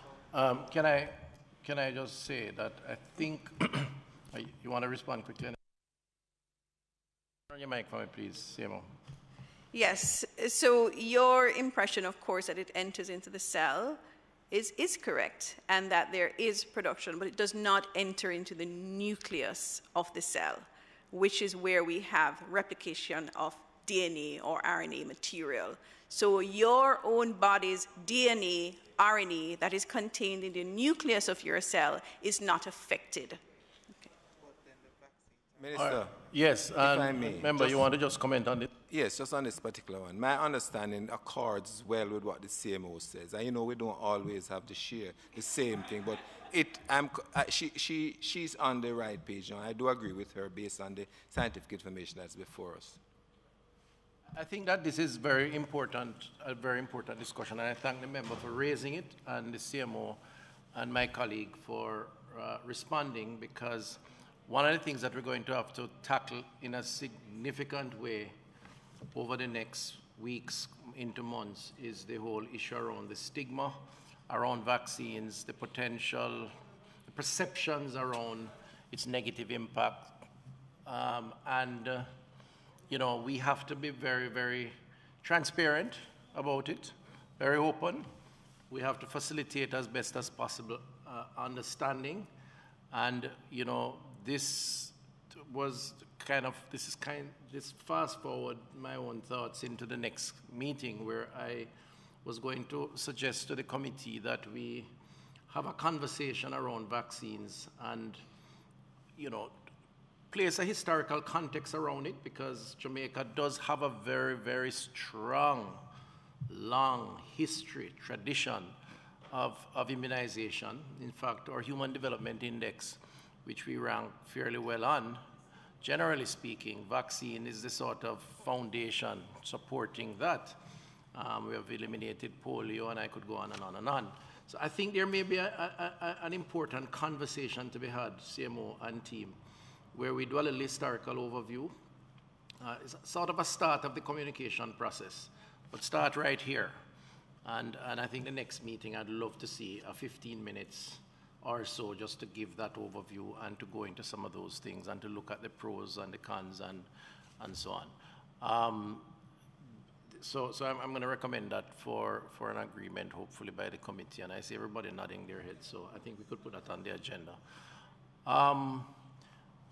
Is there any other question that you had asked, member, that was not yet responded to, or that's it? That's it? Okay. Okay, like which one? Quickly. Regarding the slide with the town centers, I don't know if that is something that we can get a response on. What was it? Remind me about the town centers. We use the data because whatever information we have is for action. That's our motto. So the information is shared every day at about 10 o'clock. So the parishes, Ministry of Education, other agencies, stakeholders get this information, and it's down to a parish level. And once the community comes up on the radar, the parishes are doing their intervention, health promotion, intervention, health education intervention on the ground. Or sometimes even before we get it nationally, that these are communities of interest, the parish, because they are closer to what is happening, are on the ground doing their intervention. And it's a daily thing, every day, Saturday, Sunday, and during the week. And the male population? So this is one of the aspects that probably needs more, but it has been articulated throughout. And my suggestion regarding investigation, I don't know, maybe the clinical team, the clinical management team would comment on the use of high-dose vitamin C or other mechanisms of antiviral or immune boosting. So thank you so much. So besides vitamin C, there are other vitamins which have been lauded as having perhaps some sort of influence on the outcome of patients. And a number of studies have been done, and it looks at the fact that perhaps it's a level of vitamin D that might be related to severity. We're still looking at the trials, we're still looking at the evidence to come up with the best recommendations with respect to the how do we enhance the care of our patients. But certainly we would want to ensure that evidence is out there, because we would want to mitigate against, and by evidence we do know that there is information coming in, so definitely not averse to other, well, whatever is there that is going to be influencing the outcome, but to ensure that that is solid evidence to make that recommendation. At the very least, patients can be, persons can take, standard of care, just the usual doses of vitamins, so that we're not, we want to mitigate against excessive doses, and we have not discounted that possibility. And so, yes, the clinical management team will go ahead and make further investigations in a particular recommendation. Okay. You have a very brief comment, CMO? Very brief.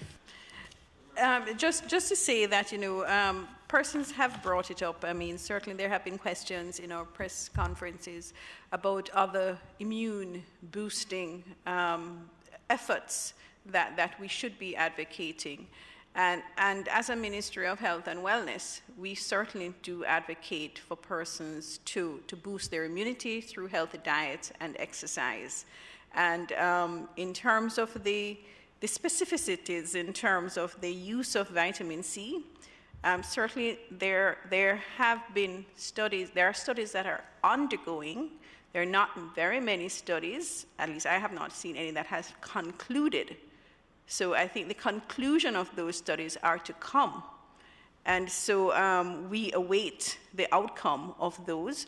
In a small country like ours, especially a country that does not necessarily have all the means to respond, we have to be very careful in terms of looking at methods of treatment and to ensure that the methods of treatment that we employ have demonstrated safety and efficacy. And I think from a clinical management perspective, we have to be careful about that. So we recognize the ongoing studies, and we continue to monitor those to see when it does. And I do recognize that at least one or two institutions have put it in their clinical management, so I'm not saying that it has not happened. Okay, so, and I'm sure you're aware of those. So I'm not saying that it has not happened in some cases, but as I said, I have not seen any concluded studies to say that there is demonstrated safety and efficacy. Can I, just before we go into any other business, because unfortunately we can't entertain any more questions, but there'll be another session. If you look at the data around COVID deaths, which was presented by Dr. Webster Carr, the issue of comorbidities, persons who have compromised immune systems, is, to my mind, the critical issue to focus on, to make a much broader point around lifestyle, and lifestyle leading to lifestyle-related illnesses. It's something that I have, in my tenure as minister, focused on heavily, because I'm convinced that public health is perhaps half about clinical science and half, or maybe more, about the behavioral sciences. It really is about how people live, how they interact within their environment, and how they treat with themselves and those around them. And all the evidence from COVID and the deaths are a manifestation of poor lifestyle.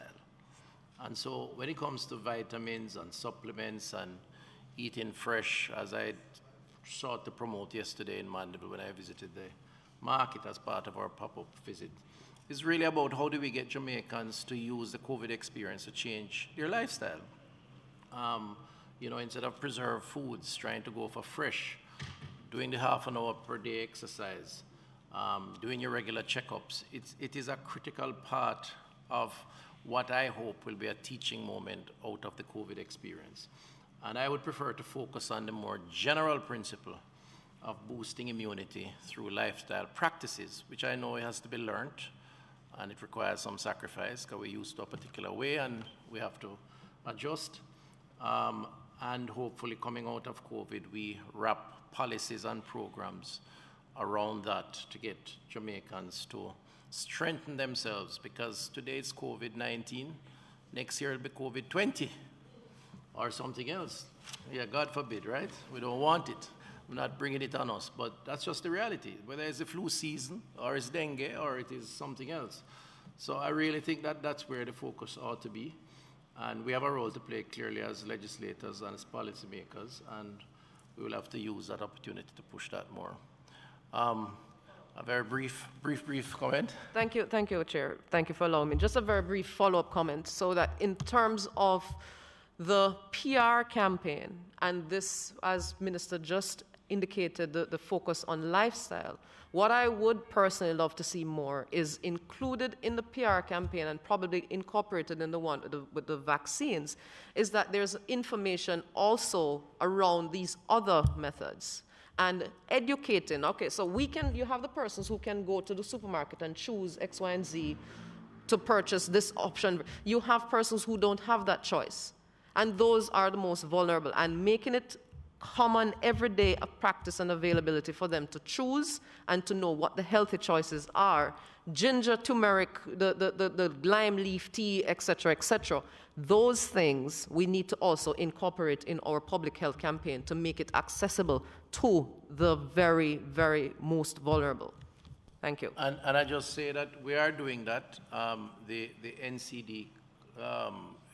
NCD response, which is non-communicable or with a parochial way, a lifestyle disease response, is to promote healthier or health-seeking behavior. We have studies now on baseline studies on salts, sugars, trans fats. We have tabled tobacco legislation that's going to be debated here. We have an alcohol abuse policy that's coming, and I could go on and on. In another few weeks, we're going to launch a program that seeks to promote a healthier menu in our restaurants, which you'll hear more of. So there are things that are happening, but I agree with you, we need to do more of it. All right, so I want to thank you for this. We're going into any other business now. And I'm going to ask the member who seemed very anxious to raise Minister. Any other business. Any other business outside of the presentation. Right. Just 3 things, and you might not get any answers today. But just a comment on your posting yesterday, Minister, about the fresh fruits and vegetables. The carrots needed to have a little more orange than the yellow ones you presented. That's one. Dr. Williams, can we, probably at the next sitting, Minister, get some take on the ministry's position as it relates to ivermectin? There is a significant body of study out there which suggests that it can be used in the management of especially when we have the cytokine crisis, you know, so it is something that we could probably need to. Secondly, Minister, it is really a waste to have Dr. Hamilton here without asking about the antigen testing and whether those numbers are included in the numbers that present every day, or is it only CPR testing that we get? PCR. Yes, no. And thirdly, when is it, and that's your portfolio, Minister, policy, we are going to open the country to more types of antigen tests as opposed to the only one that is currently available more manufacturers as long as they are safe, and America has given some. And finally, I think data is very important, Minister, and you need to have your technocrats look at this particular one because there's an inconsistency here, and people sometimes get a little antsy when they see data that is not consistent, and trust the process. On the 14th of January, you reported on the ministry website that there were 596 imported cases. On the 15th of January, the numbers report 2 imported cases, and to my mind, that should take it to 598. On your website, it is 623, so it's either 2 imported cases or 27 imported cases. Right, so you need to have a look at that. And what has remained is that consistently you have added to that 623, and you're at 627 now, when to my mind it should not be, it should be 20 less than that, 7 less, or 27 less than that. Thank you very much, Member. All right, so I'm going to ask quickly that Dr. Williams, then I go to Dr. Hamilton, and then we can look at the numbers in the meantime. I'll ask Dr. Webster-Carr, Webster-Carr maybe to respond if she can. Maybe she needs to go back and check those differences. Quickly, Dr. Williams. And guys, we really need to close in 10 minutes, so just keep it tight for me, please. Go ahead, Dr. Williams. Was it you who were being asked the first question? There wasn't a question, sir. I thought the recommendation was that we take it at the next sitting of the session. No, these were... No, he asked about a drug. The drug? Yes. I would recommend, sir, hear me out. I'm recommending that we take it at the next session. I think there's a presentation that we need to do internally, and we will definitely have that discussion ready for you at the next session. That is a response. So you're saying that we will comment more on it because we're studying the studies. Yes. All right, so that I think is an adequate response for now. So I ask the member to hold until the next session.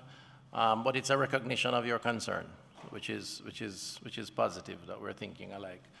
And then for the antigen testing, Dr. Hamilton, you want to just in 2 minutes, just tell us about antigen testing, please. Thank you. Certainly, antigen testing has been rolled out in both the public and private sectors. And currently, we have incorporated some of the antigen testing data in what is being reported. So we will continue to report, and if there are any changes, we'll let you know. But at the moment, so far, we have started incorporating our antigen test data into the data that is released. Just to quickly say that the entities that have been recognized to use the antigen tests that were approved have by requirement have to report the results of those tests. So it's a requirement. For the wider population and the additional test, it is a conversation that we've been having internally. I am sure, member, as a medical practitioner, you appreciate the importance of the integrity of the data and the fact that there are many tests out there with varying degrees of accuracy. And as the CMO said earlier, we have had to rely on the experts, and in this instance, the WHO, given our limited capacity to validate at that level. The recommended test kits that are there, and there are, I believe, 3 now, right, Dr. Hamilton? And those 3 have been recommended. We, as government, gave 30,000 of the initial to the private space, and they are aware of the suppliers, so it's for them to source and provide that. Within the public space, we have the test kits at strategic locations, and we administer. As it relates to additional kits that I know has been the source of a call nationally, the clinicians through the CMO's office are looking at it. But again, there are some challenges because even in the case of where the FDA, for example, has approved kits, we have seen where they have clawed back on some of the kits that were originally approved because of issues of accuracy and so on. So we really, maybe this is not, maybe I'm not being diplomatic, but sometimes we get carried away by prescribing best practices in other jurisdictions that have not necessarily demonstrated the most efficient approach to managing the particular risk. And in this instance, I am comfortable, and I'm saying it because I am in the belly of the process, that the decisions that we have taken in collaboration with the cabinet and the government and other agencies has worked more for us as a people than against us. And we have to be very careful that we do not seek to import approaches that have not necessarily demonstrated the level of soundness and results that we have benefited from. And I know our natural biases and tendencies as a population is to look elsewhere. I think in this instance we should be proud about what we have done, and we must help others to see the value in why we take the decisions and how it has benefited us as a people. But nevertheless, we learn as we go along, and we will always seek to explore. All right. Remember, you're really running me over time now. A 10-second one? No, please. Yes. On the matter of going forward, or how we go forward, because it is clear to me that there are these three critical clutches of issues to be addressed, and we necessarily can't do them serially, but simultaneously. The issue of the clinical aspects of the whole virus, the information, that the education going out to deal with issues of vaccine hesitancy, and of course, the effectiveness of getting the vaccine into people's arms. It seems to me those are all three critical aspects. And in terms of the work going forward, I don't know how you organize. My view is the clinical aspects of the vaccine and the epidemiological aspects, the educational aspects, and the deployment and effectiveness of getting the vaccine into people's arms, all of which will determine the response to the challenge we face both socially and economically. So I think those are the three clutches. I don't think we can necessarily do them serially just because of how the dynamics of how things are moving. So I don't know how we structure our meetings. So let me try to help you, because I've been thinking about the next session, and I'm proposing members that we have a session fortnightly, is that okay? So we would have the next one, not next week, but the week after. And I'll have the Parliament organize and notify persons adequately, unless there is some emergency that requires earlier calling. I'm also proposing that we take in the next session, apart from always having a few slides to give a general update, we go into more details around the vaccines, and in particular, what I said earlier. I think it's important to convince or to clarify or to educate, as the case may be, this committee on the efficacy of the approach and the vaccines that are being proposed and how the decisions are made. And then from there, we transmit that to the wider Parliament and population, if you will. Because I really am depending, which would be my final point, on this committee to become the initial primary purveyors of information to our respective constituents around the approach that we're taking. This has to be truly a collaborative approach. And you're right, there are obstacles yet to be overcome, both in terms of accessing a vaccine, ensuring it's the best one from a public health perspective, but then, of course, ensuring that it reaches to the population and that the population accepts it. Those are all parts of the puzzle that we will have to overcome going forward during 2021. And so we need the work of all of us and I need these voices wherever you go to support that. So unless you have another suggestion about and I'll try and get an update from the private sector on your concerns, member. So those are the three things: a general update, a little thing around vaccines and the clinical process and so on. And then we probably get a perspective from the private sector in terms of their role. Any other item or no? That's it? All right, so if that is the case, next meeting then, 2 weeks from today, and the meeting is adjourned, so moved. Moved by? Okay, moved by MP Tova Hamilton, seconded by MP Hilton. Thank you very much. Thanks to the technocrats for coming. Thank you. I've always wanted to do this.